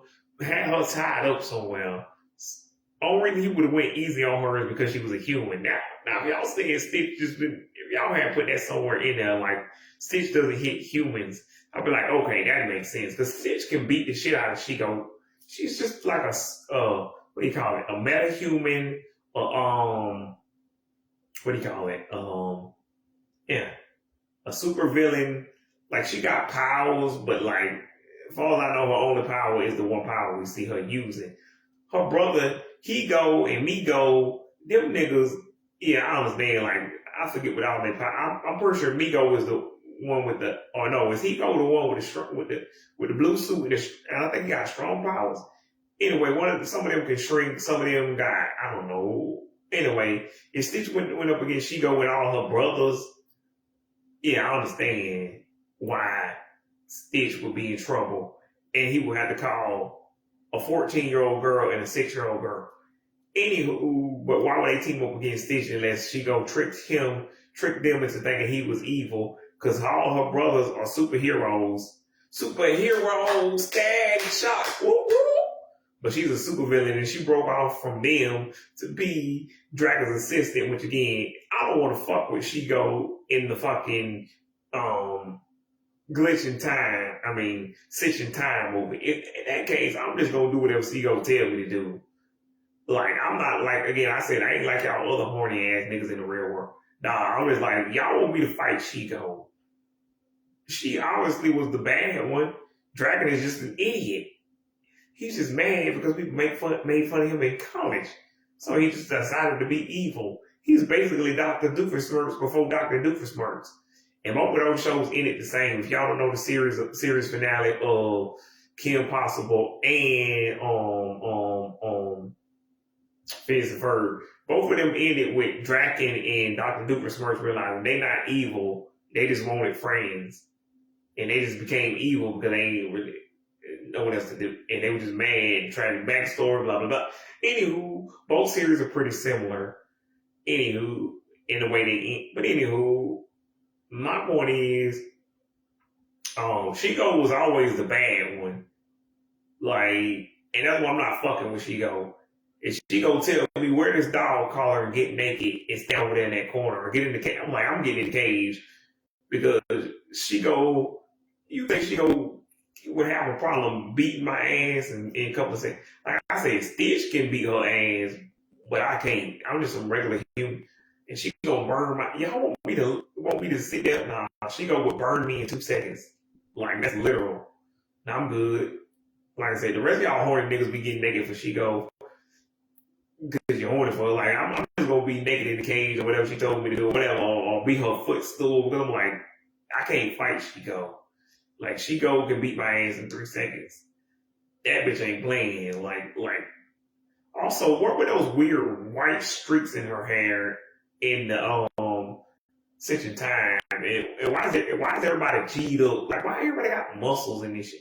Like, they didn't mention it in the movie, but they don't explain it. They say the same thing I said, but I'm like, yeah, y'all the one wrote the movie. That's what we wonder. Why is everybody muscular in the future? Why is Wade got muscle? Wade don't fight.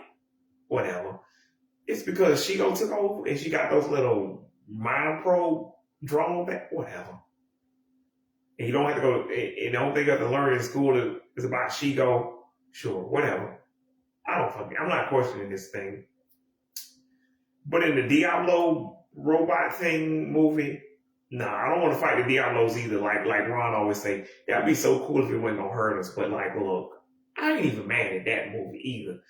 Like, I'll fight them robots before I fight She-Go. But I'm like, at least Kim probably can find some way to take them down. Because they just toys that got giant. And that dude, what's his name? Felix? Whatever the dude name. I'll fight him because he's just a syntho drone. He can eventually melt into nothing. But whatever. I'm not fighting She-Go. I'm like, look, she ain't playing. And I'm like, unless her brothers are there to stop her. Now, y'all say a 14-year-old girl can take it, but I'm like, look, if we using real world logic, nobody's fucking with like, most people ain't fucking with She-Go unless you got superpowers like she. Anywho, yeah, I'm just gonna do whatever she. Anywho, Draken wasn't shit though. Without his little robots and all that weird shit he got, and even with the BB robot, I can't fight the BB robots either. But like, they're robots. It's like that one robot from Buffy the Vampire Slayer. Whatever.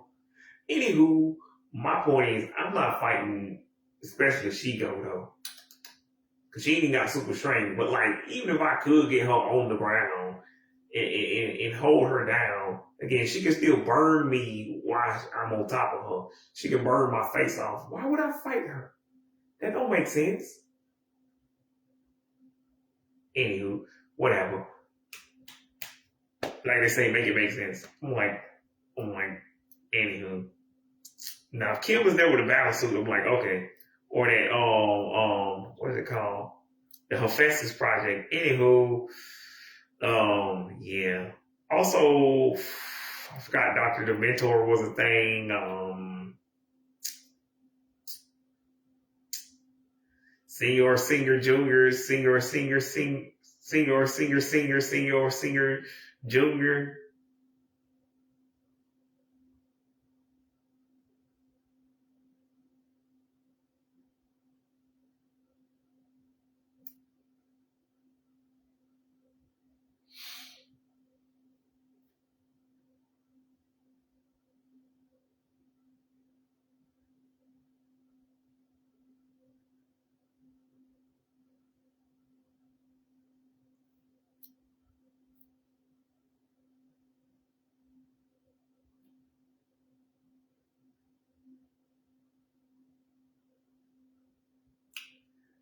Anywho, but yeah, I'm just like, yeah, whatever.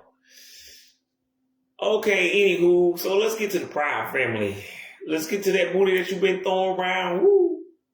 Girl, that booty dumb, and that ass special. Anywho, my point, but anyway, with the Pride family crossover, I'm willing to let this one go because in the Pride family movie, she fought a bunch of peanuts. Sure, it was about dancing, but Pride family, even in the first episode or the second, whatever the episode where Penny had to stop La Cienega from going in that trap. Anyway, and as Orlando Brown's character says, if you don't stop her, she's going to be going to La Luna. Anywho, so anyway, Penny ends up going up in the air defying logic and spinning around. Anywho, y'all know it. Anyway, my point is, Proud Family got weird before. Like, there was literally an episode where Steve Harvey played a talking credit card, which is again why I told my mom in real life. All of these shows cover that. Proud Family, Hannah Montana, more Proud Family, That's So Raven, Hannah Montana, credit cards, and they showed exactly why I should never get one as an adult. And I swore up and down I would never get one. I still ain't got one in 20-some years. So they teach good lessons. Or if you do have one, they would taught you to be more responsible. And I already know I'll be like Jackson and Miley. I'll be sitting there either spending up all the money on a credit card or sitting there losing it every 5 minutes. Like, what a credit card? Where that shit? Anywho. Because unlike Corey, now I know that you have to pay it back. But anywho, whatever. And there was an episode of Pride Family where they did a parody of Napster, which was called, I think what I would say, what was it? Rhapsody? Anyway, all I do know is, and she went inside the internet in the episode. My point is, Pride Family got weird before. Like, that was an episode where she time traveled back to the past in the 1950s, back to when they had racism and everybody was different. Anyway, and again, the actual last episode, the movie, they fought evil peanut clones or George Washington Carver in a giant monster that guarded the island, and anywho, and clones of her family, and like Penny's mom was talking like she was like a hood gangster chick, anywho, and I don't know, Oscar was talking like he was I don't know, fancy dude. I don't. Anywho, point is, Pride Family, I'll buy it. They got weird before. And yeah, Sugar Mama, she been known to whoop a little ass before. So her whipping this shit out again too. That's that cartoon logic. Cause how her little ass gonna be big enough to? Cause like she fat, but still, get to that nigga is so big. Even like Stitch can throw him around, but he throws Stitch a couple of times. So anyway, that's cartoon logic. Again, I don't know who got top bill on that one. I don't remember the name of the dude that actually made Proud Family. I was going to say Magruder, but nah, that's the dude that made the Boondocks. Anyway, whatever that dude named that made Pride Family, and again, he first pitched it to Nickelodeon. They say hell no, but anyway, you can see a little bit of the original pitch pilot in like a DVD for the Pride Family. I think the movie. Anywho, my point is, Pride Family got weird before. And I don't really want to see Penny Proud fight with like Gantu. I barely believe that, you know, Kim Possible, like I said, can take on Chico. I barely believe fucking Lilo can take Gantu. I'm like, I don't really not believe it because Gantu was fucking stupid. Like, he the main villain of the show, but he's so stupid, he ain't like video games. If you told me to go up against video games, I'm like, boy, if video games was a real thing, I'm gonna be in the corner crying like a little bitch boy. Y'all can say what y'all want to, but this is fucking video games.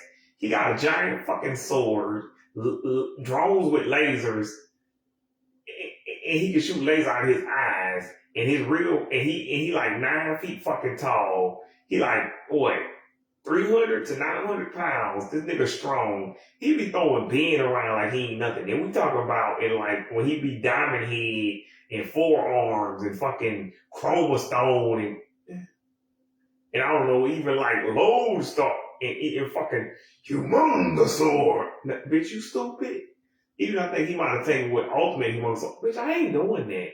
Like again, what's the name? Cannonball. All it. Oh, he can fuck up beings, aliens, and y'all want me to fight this nigga. I'm good. It's just that nigga stomping the ground will shake everything around like fucking Richter. Like, I'm good. I ain't doing that. Y'all stupid. Again, did I not mention the fucking sword and the laser eyes? Did I not? And his real form is a giant fucking octopus that lives in the ocean, which is why he fooled everybody thinking he was the Dagon. That nigga even teamed up with the fucking Dagon, and they was combined together. Granted, being stabbed him with a sword, but that was because of lazy writing, and they were just trying to hurry shit up. Like, I ain't fighting, like, the Dagon was only one episode, but I ain't fighting Vilgax and the Dagon together. That'd be like fighting Vegeta and Baby inside of Vegeta. Whatever. I'll fight Majin Buu, like, even Super Buu, because Goku, like, if we in Dragon Ball Super and I'm as strong as Dragon Ball Super Goku, yeah, but if we talking about old school Goku, nah, I'm good. I ain't fighting Majin Buu. Because even Super Saiyan 3 Goku got smacked around a couple of times. And that's only because he was fooling around. Whatever. But they fight. Anywho, my point is, bobbly, words. Half these characters I ain't fighting if they was real. And that's why I'm glad they pretend that they don't exist in these shows. Anywho, but anyway, the Proud Family got fucking weird, is all I'm saying. But I don't really care if Penny Proud was there helping fight Gantu big ass or really that's it, Hamsterville or some robot. Anywho, it's funny, but like that's about as funny as you can get with the Proud Family. Like Sugar Mama smacking the shit out of Gantu. I don't know how that would be physically. It wouldn't be, that's cartoon logic, but I'm like, I'm just gonna allow this about rap anyway. Who fuck cares at this point? It's like what, 2005 or some shit? Season 2 of everything, I think. Yeah, season 2, I think they said season 2, episode 13, 14, 15, and the recess episode 21. I'm like, I skipped that far for recess episode. Whatever. I think this was a fucking year later. Anyway, these crossovers should have been longer. But again, the coolest thing Penny Proud ever did was when she kind of changed back into the little thing she always wears, I think, in the Proud Family movie, but I think they might have had her in slightly different clothes. Anywho. And like Kim Possible, she has the little crop top thing, which again, people was complaining about in the live action movie, why she not in a crop? I'm more questioning y'all, why y'all grown people who want a literal 17-year-old girl to be in a crop top? Like in the original Kim Possible, yes, because we was all kids. We thought 14 was a lot older than what it was. Thus, the Yu Yu Hakusho effect and Naruto being teen Kim Possible. thus we thought these people were a lot older than what they were actually were. Now looking back, we can see they just little babies, and you shouldn't be putting little babies in these situations, but people question that. Anywho, except Jenny XJ9, she's a robot, so that doesn't count. Anywho, yeah, but what I'm saying is, yeah, Kim Possible, the most iconic thing she had was the crop top and the cargo pants, the baggy pants, and she was so tight. And the most identifiable thing after that was like maybe the green shirt, the green top with the little blue jean. But anyway, I'm like, that's not even. But like the second mission suit, I don't lie, the purple little shirt with the cargo pants. I think it's probably because adults started complaining because of what she was wearing before. And I agree, but it's like 5 seasons too late. Anywho, again, Kim Possible always smacks down pretty ass villains. And at the end, they introduce aliens, so I don't really see the difference. If we go back to what I was talking about earlier with why I don't find it hard to believe that these other shows, again, all of these shows were action shows, action comedies, as much as they could be on Disney, because Disney and Nickelodeon still mostly focused on comedy. Like, they mostly just had, like, Avatar that they found in Generation. Now, that's the closest, and again, these other shows are organized. Anywho, my point is, by the time they got to Recess, like, this don't even make goddamn sense. Which, again, is part of this video. Like, Recess, a show that ended 3 years before Lilo was ever a thing. Well, it started the same year that Lilo lit. I mean, it ended the same year that Lilo started, and they brought it back 3 years later after Lilo and Stitch was about to reach its end, its conclusion. Recess came out in 96, ended in 03. Lilo and Stitch started in 03, ended in 09. I mean 06, I wish. Apparently Recess got more episodes than Lilo and Stitch. Wait, is that? Yeah, because it got 7 seasons, but I don't know about more episodes. Anyway, Lilo and Stitch got 65. It's 13 more than what a cartoon we usually get. Anywho, I'm just saying, they should give Lilo and Stitch more seasons. And also, why the fuck did they team up with Recess? Recess, all these other shows, they have powers. Recess is just a bunch of kids. That's like if they teamed up with Kids Next Door. Or fucking, what's the shit? Which really made it did team up with Kids Next Door, but still, they were on the same channel, and they were two of the biggest shows. Recess wasn't even on anymore, and it used to air on ABC. I just don't care enough to care and correct myself. Like, yeah, I know it's not actually a Disney Channel show, but I don't fucking care. I'm counting it. Just like Hercules and Aladdin are not actually two Disney originals, but I'm counting them as it because that's what I watched them on. And Timon and Pumbaa, Little Mermaid, well, Buzz Lightyear actually is. But what else? They never had a Mulan, Beauty and the Beast, anyway. But anywho, yeah, that's why I'm like, again, even with the Proud Family, yeah, I'll buy it. Some shit doesn't make fucking sense, but like, we're talking about cartoons, and we're watching an alien dragging a lady who shoots fucking green fire out of her fucking hands, and yeah, and a teenage cheerleader who fights. So, but we draw the line as an old lady beat the giant. Okay, actually, yeah, I do, but still, I was willing to believe everything. But I'm like, fuck it. I already seen this episode like that. That's the only reason I'm not questioning it now, but it doesn't make sense. But too late now. It's already official.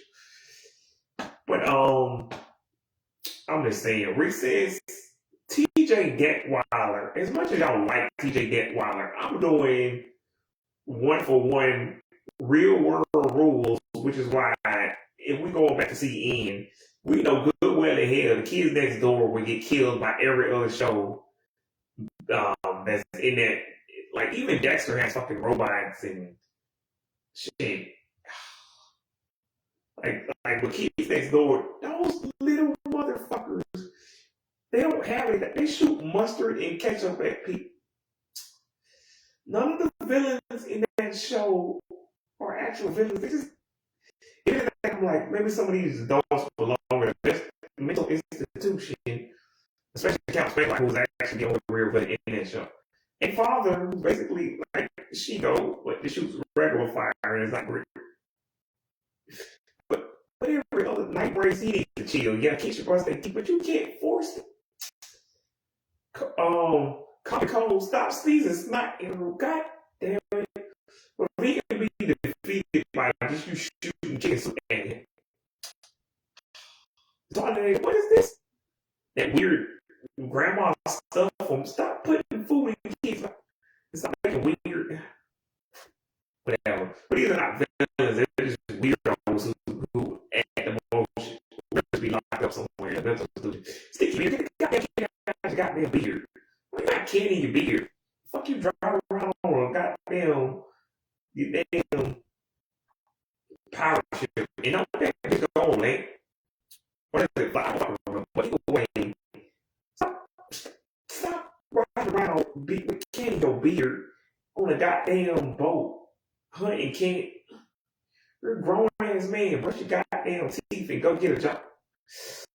Yeah, that's all I can say about the kids next door. They're not villains. Well, the kids next door are villains. They're not villains. They're just adults who need jobs in a serious mental evaluation and fucking what's his name?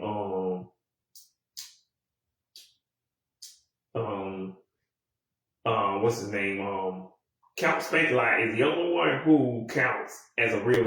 Why are you spanking little girls? Why are you breaking into little kids' houses spanking their asses? What in the? That's a crime that I'm not gonna say on here because I'm not allowed to say it on YouTube anyway. When I repost this to YouTube, but y'all know the crime I'm alluding to. Anywho, yep. But anywho, I said all that just to say, they literally had solutions to these problems. To like, let me get back to it. What's his name? TJ Detweiler. I had a TJ Detweiler toy. Cause like I'm so old, I had the OG Pleakley toy from McDonald's where he in the actual uniform from the movie before he started wearing that little orange dress. And I remember because it was like a bobblehead toy, like you could make Pleakley shake his little hips. And Lilo, that was like this little yellow thing you stuck in it under her like feet, cause she had a little hole in her feet, and you stuck it in her feet. And she was supposed to prop her up, and then like there was a little pink thing you put at the bottom, cause like Lilo was like a stamp, I think. Like it looked like this little ice cream man toy I had.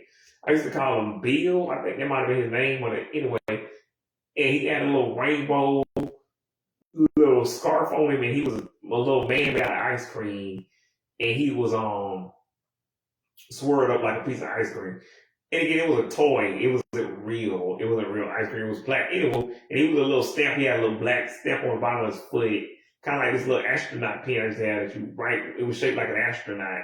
And you write with. Anywho, Bill was a toy. And he was a stamp. But like the Lilo and Stitch toys from McDonald's, at least Lilo and Stitch themselves, they were like stamps. And they had a little pink detachable. It looked like a pink coin looking thing. I think you're supposed to put it on the little yellow stick thing, because like the part you stick in Lilo is like a stick, and you stick that part, and then the bottom part is a little round base thing. Which, by the way, why doesn't McDonald's make a collectible version of that for the grown people who grew up with those? Because like that would look awesome now. Because back then I played with it. Anywho, I no longer have it. Not because I lost it, but anyway, because I gave it away. Anyway, my point is, I think that's what that toy was. But I was supposed to play with my Play-Doh. I had this little McDonald's Play that you could stick the Play-Doh in. It was this big red thing, and it had this little, and it was like kind of like a hammer looking. And anyway, you stick the Play-Doh in a hole and mash it down with this big thing. It would just squirt the Play-Doh at the bottom like it was a real McDonald's hamburger. Anyway, I would have Lilo and Stitch play with that, along with that, anywho. And that's why they mostly smell like Play-Doh. Anywho, But I feel like Lilo and Stitch, the toy came with Play-Doh too. I don't remember. So anyway, the Play toy shook his hips. And then like I had David, but I hadn't seen the movie yet, so I didn't know who anybody was. And I thought David was just some dude in a shirt with some with some shorts on and a Hawaiian shirt. Anywho, my point is, I think those were the only four I had: Lilo and Stitch, Pleakley, and David. Anywho, so I could have complete fun because like I didn't have Gantu. I don't know if they had Hamsterville, but fuck Hamsterville.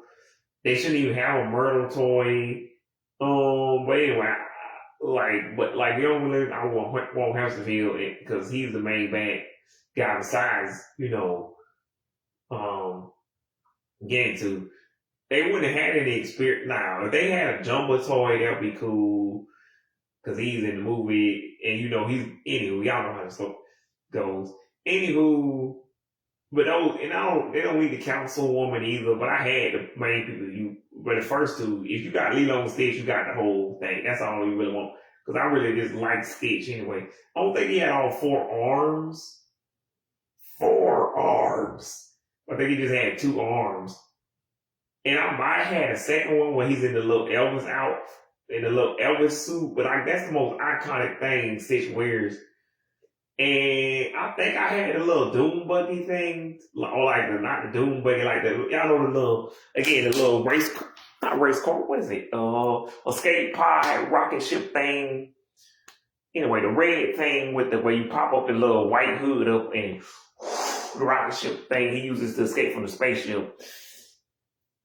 And he anyway, I don't think he did like he does in the show where he always say, zip, zip, zip, bang. Anyway, he hacks the little spaceship thing, he hacks to get out the bigger spaceship. Anyway, the escape pod is what it's called, but yeah.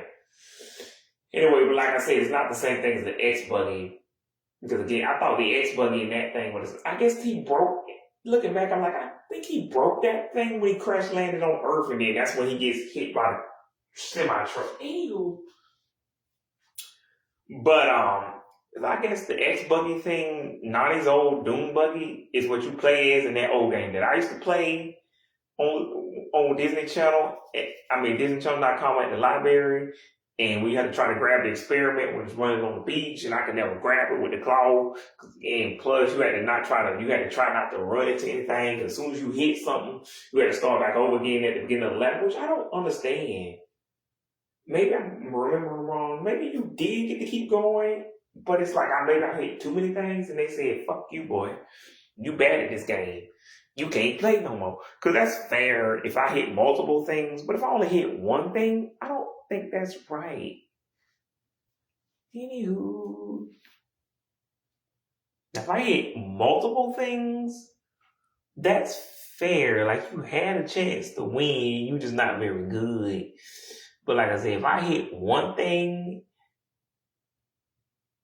and it tells me I have to start back over, that's not fair. I'm a child. I'm a grown man now, but I still wouldn't do any better. Also, the Kim Possible rocket car game. Anyway, that little purple car she gets at the end of the series. I wouldn't be any better at that game either, but at least you got the racing the car. I think you got to catch Motor 8 or something. I don't fucking remember. Also, I'm pretty sure there was a motocross game, but that's not related, except it's Disney. Any fucking who?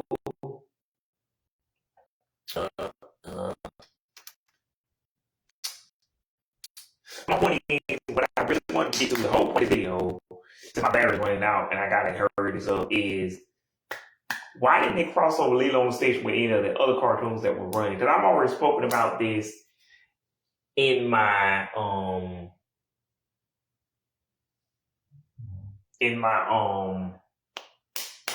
what do you call it? In my crossover video from 2 years ago, which shout out to Billy for watching. I've already spoken about it in my redone version of that video, but I like the original version, but I couldn't keep it because Mark Zuckerberg erased it for storage. But anywho, my point is, why the fuck didn't they cross Lilo and Stitch over with Buzz on Maggie? They already had an experiment, as I already told y'all, that would allow you to, you know, um, shrink down to a bug. And it's not like they didn't reuse experiments again, but I'm like, to make up an excuse of why whatever his name is back. I don't know. Lilo likes bugs, and because I was literally watching an episode where she was playing with slugs. So anyway, Lilo likes nasty bugs and slugs and creepy shit. I don't know. Maybe she finds out that the fly population on Kauai is in danger, or maybe she's just like seeing Maggie, and Maggie flying around. She doesn't know it's Maggie, but we know it's Maggie, and they show it's Maggie. Anywho, my point is, like, she's, and again, Bugs, it's canon already from the aforementioned Bug episode that Bugs and Lilo and Stitch talk. So it wouldn't be weird for her to talk to Maggie, because the Bugs in that episode talk to Stitch and Lilo, and are not even curious why humans are now bugs or why Stitch is a bug. They're just more concerned about getting revenge on him because he tried to eat him. And one of them sounds like an old school gangster guy, and one of them and the spider guy has a squeaky voice. Anywho, my point is, it's already canon to the Lilo and Stitch series, the Lilo and Stitch lore, that bugs talk and they have an experiment who can turn them into a bug. Disney Channel already has a very popular show about a talking bug. Like, maybe it's because they thought Lilo and Stitch wouldn't translate in that art style, but neither do Kim, Possible, Proud Family, American Dragon, which y'all did that in Recess. But then, like, in Recess again, Oh, I know what I was talking about too. I had the Recess toys. Like, I had TJ Duckweiler, and he comes with, like, similar to the Rocket Power toys. He came with this yellow hockey stick thing, and yeah, he still got the little red hat on. Don't y'all worry about it. He got a signature red hat. Anyway, all TJ Duckweiler toy is just a hockey stick. What's it supposed to do with that? What am I supposed to do with that? And like, one of them, I want to say Vince's toy came with a basketball, and maybe Gus's toy came with a ball. Not Gus. What's his name? Mikey, or maybe it was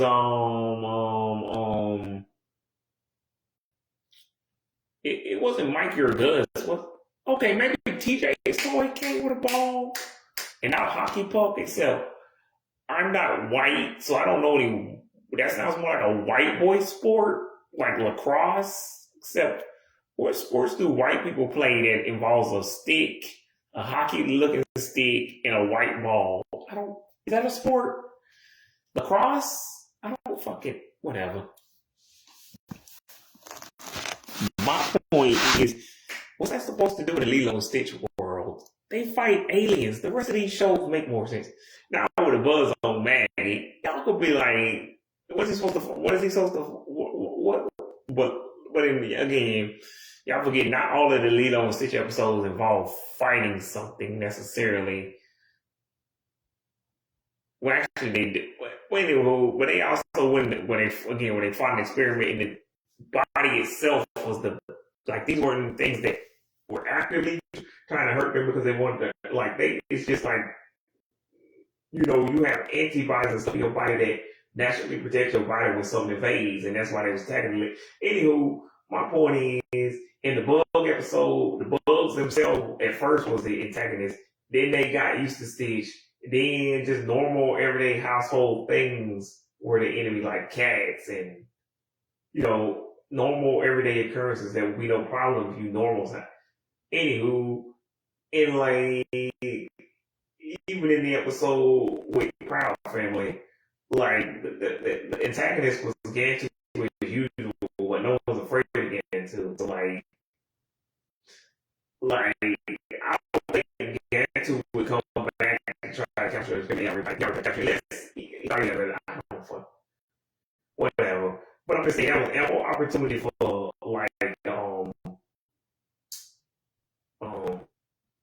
whatever the one that tarnished people into bugs to come back.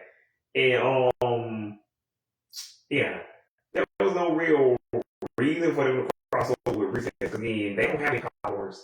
They don't do shit. And I think I had Vince, but I can't remember if I had Vince.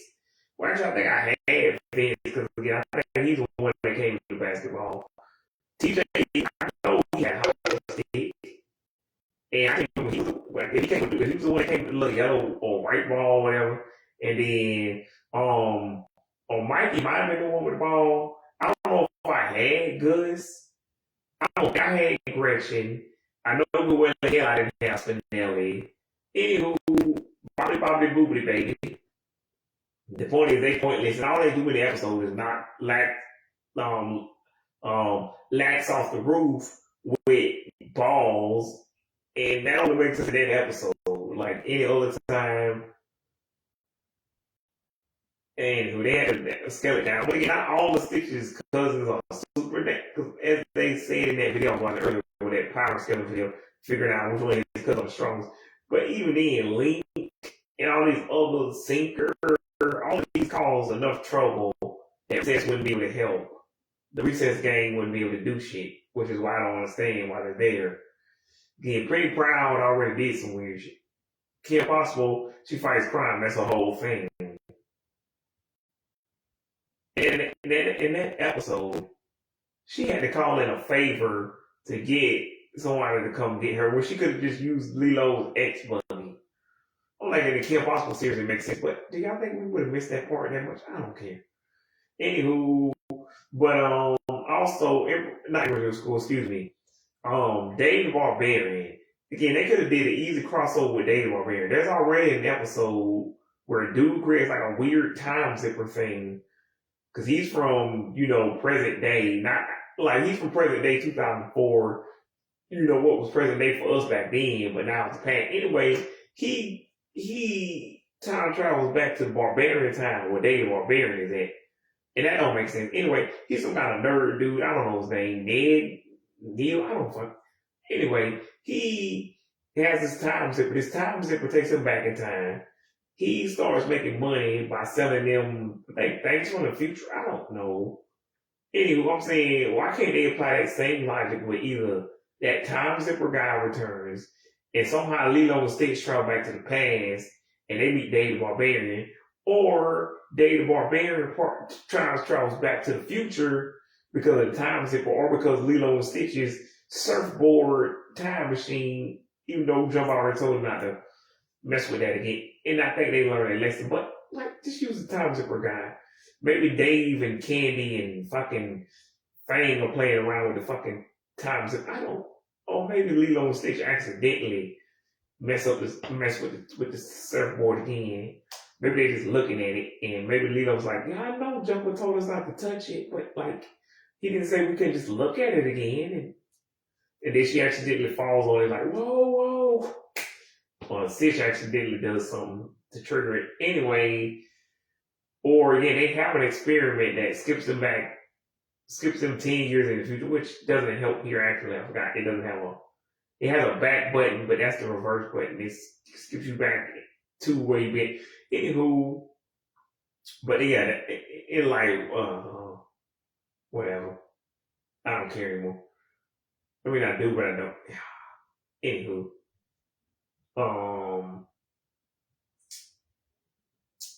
yeah. So I'm like, that just doesn't make logical sense. These were the most popular shows at the time. Like Brandy and Mr. Whiskers. I don't know what the series creator had, but the series creator never had an actual intended way for Brandy and Whiskers to get off the island. Like, if you don't know what Brandy and Mr. Whiskers is, it's basically Gilligan's Island, but with a dog and a rabbit. Anywho. And again, Lilo, you can't even say Lilo and Stitch would be freaked out by a talking dog. Because again, Stitch is an alien who's pretending to be a dog. And they already met Foo Dog, which again, I don't understand why they act like they ain't never seen a talking dog. And the dragon is not the weirdest thing they ever seen. So to have them, I don't know how you would explain, because Foo Dog is a dog, but he's a magical dog. That's why he talks. I don't know how you explain that Brandy and Whiskers can talk. but they also have a mall there on their show eventually where they get a job. Anywho, but y'all figure that out on your own. I don't fucking care. Also, Dave has a dragon too. His name is Faffy, but he's not cool like Jake. I forgot. Anywho, but I would say Chuckles the silly piggy and Carl the cockroach wizard from Yin Yang Yo. They need to team up together and do something. That should have been a crossover. But that would have been a Disney Jetix cross, not a Disney Channel Jetix crossover. Anywho, not a Disney Channel show crossing over with another Disney Channel show. Anywho, my point is, it doesn't make sense why they wouldn't cross over their three biggest properties, y'all, at the time. Well, three of them. Anywho, that would have been a perfect way to end Brandy and Mr. Whiskers, cap the whole show off, say that's it, no more. But we will give y'all a satisfying end where two of your favorite shows cross over, and Brandy and Brandy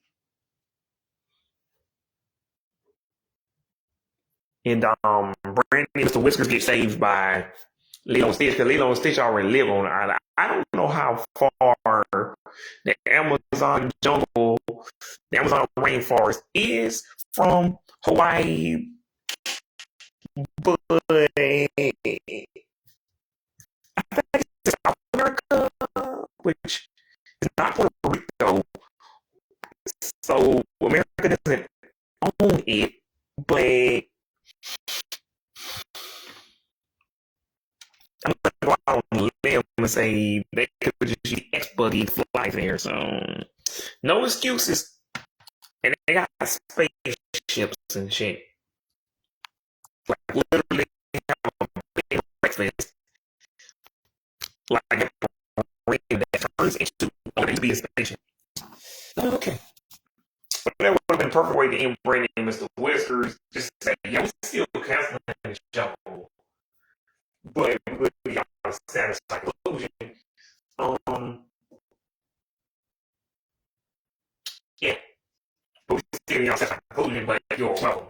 Like, on some Moana shit for real, but Moana exists yet. But yeah, Lilo and Stitch just crash landed in the middle of the Amazon rainforest. They deal with Gaspar and they meet Race Whiskers, Ed, Lola, Cheryl, and Errol, and yeah, and they deal with jungle stuff. They actually Tyrant was Mammoth. So anywho, after that, like, your show, yeah, sure, there won't be much.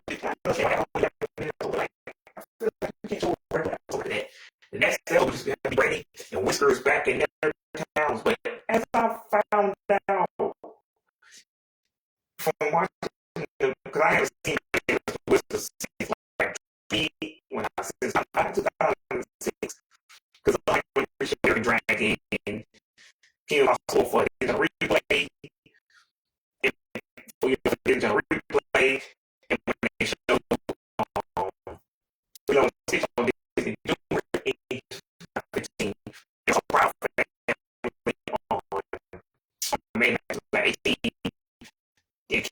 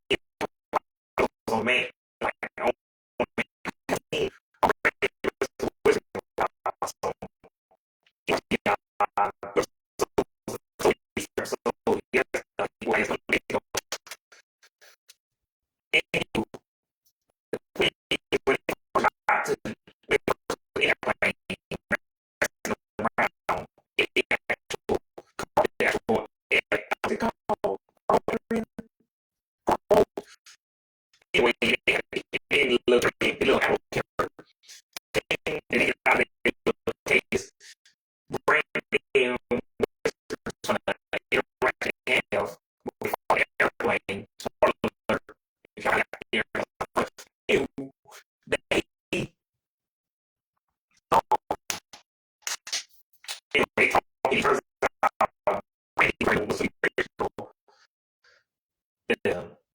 Like certain owners was being sold out to a zoo. I don't know why he's like, he's not trying to get him to the zoo. You know, it's smart because that's so when you buy monkey wax, monkey wax. I don't know wax monkey. Anywho, my point is, yeah, I can wait. Could convince her owners that whiskers, but two problems. We know established because I don't think there were any humans inbreeding whiskers, but can humans understand breeding whiskers?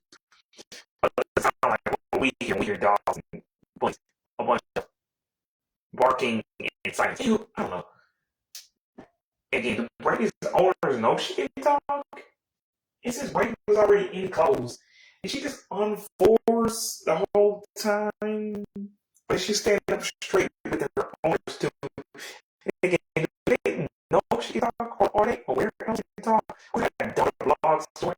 I don't know how to name the Whiskers universe works anymore. Anywho, I guess that's why he was like logistics, but also Jumbo could have created an owl translator, so that's not a problem either if you know how both shows work. Anywho, and they could have just getting back to their own. I don't know in Whiskers that orange jumpsuit thing he wears. It is orange, but Alvin before he was going to the circus. Anywho, this was supposed to be thought out. Anywho, yeah, they just could have done those crossovers like again. Dave the Barbarian, Raymond Whiskers, Buzz on Maggie. Now the problem comes in with the Emperor's New School. You go back to the whole Proud Family Recess thing. How the fuck does he fit in to the Lilo Stitch universe when this show, I'm guessing, takes place in the olden times in old Incan culture, and because this show is in like Peru, Inca, wherever the Inca people are from. Anywho, so my guess is they would have used a time machine again. I understand, like Jumbo already told them to stop fucking with that time machine. So I'm gonna gotta keep telling them, and they're 6 though. I feel like you don't learn that lesson so many times. So I gotta see what how the Incan people time travels at their time. But at the same time, I would rather see Lilo and Stitch in the olden days, not kind of see what Cusco and Melina and Krunk and Yzma would do in the present day. Let's have like a back and forth with that. Yeah. So, and then like the replacements, that show was unnecessary. So if they had a crossover with Lilo and Stitch, like it must be just to boost their ratings. Like the replacements had a series finale. Unlike Lilo and Stitch, who couldn't even really get an official one. Technically, I guess you could say they did better because they had a whole ass movie. But the technical last episode of the actual series is again a link episode. And the technical first episode is Richter.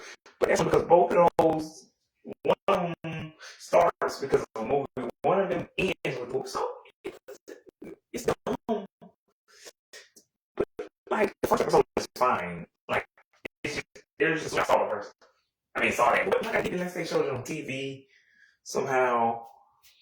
Because I didn't buy the VHS, DVD, Blu-ray, whatever they had. Anywho, well, I don't think Blu-ray wasn't a thing yet. Anywho, I only saw Stitch Has a Glitch because they showed it on TV with Tarzan 2 and Lion King 1.5. Those are the only 2 Disney sequels I remember. Now they might have showed the other ones.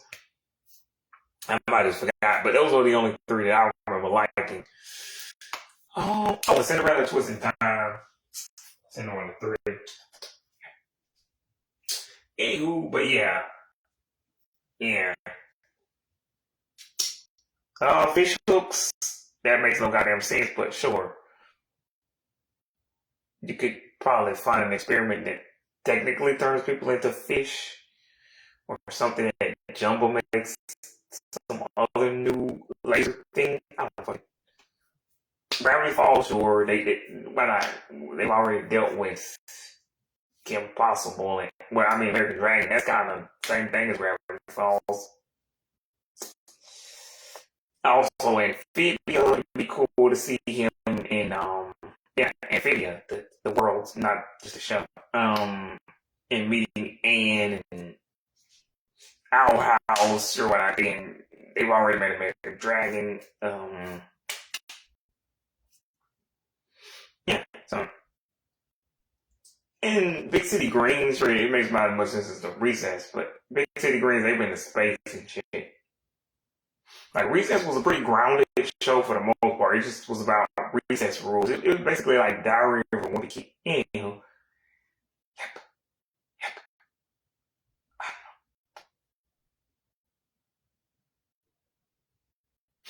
and again, any other show, Molly McGee, fucking yeah.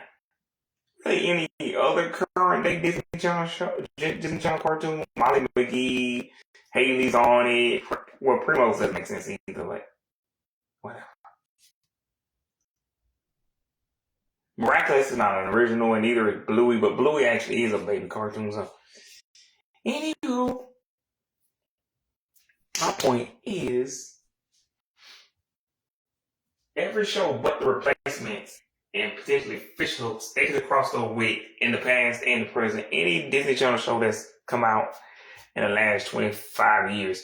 Even some of the 90s shows like Hercules, again, but that will require more of a time machine. Aladdin, he's got magic, so just pretend like he magics himself into the future. Hercules technically also like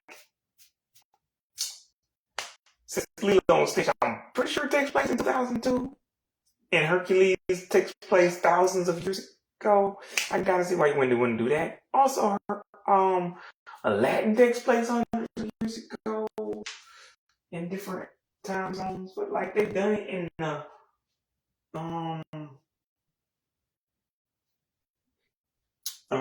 Kingdom Hearts games and the Disney Universe games, even though I don't think people consider those canon. But the Stitch game is, so who cares? I don't know.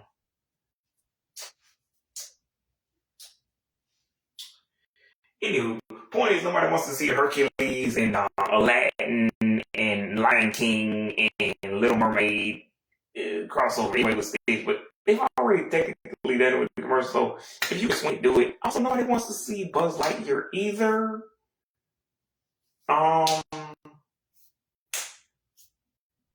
Yeah. So yeah, nobody wants to see that shit.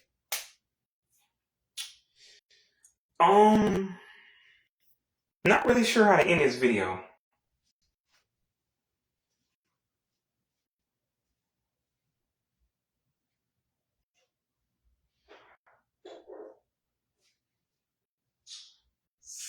Except I know how I should have started this video by saying hi. But instead of saying hi, I'll say bye. And yeah. And remember Ohana means family. And family means nobody gets left behind or forgotten. Broken, but still good. Yes, still good. I don't know. I'm okay. I'm fluffy.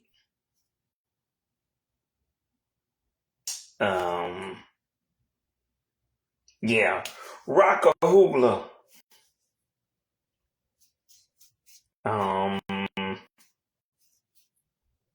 Yeah. Or I could just start yelling random other things like Malacuista,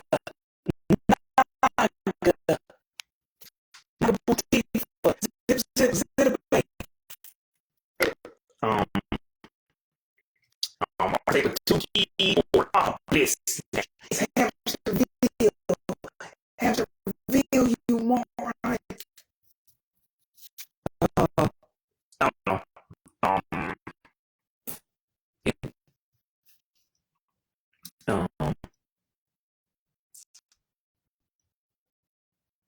Not hamster wheel, hamster wheel. Um, Instead, I think I'll do it like this. Instead of like what the show gives you, which in approximately about 20 minutes, I'll be watching again the African American Kids episode. I think I'll just leave y'all with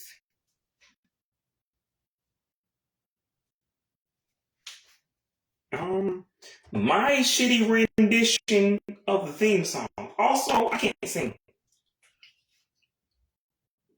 Also, to any native speaking Hawaiians, forgive me for I do not know what I'm actually saying. Ilala, oh wakila, yo hamini, yo hana, welcome closest, come on by, yo haku, come on by. Ilala, oh wakila, yo hamini, yo hana, welcome closest, come on by, yo haku, come on by. Iki chiki niha, iki chiki niha, aki chiki baba, aki chiki baba, yabiza tasaba, yabiza tasaba, muka chika, ilala, oh wakila, yo hamini ohana, welcome closest, come on by, yo come on by,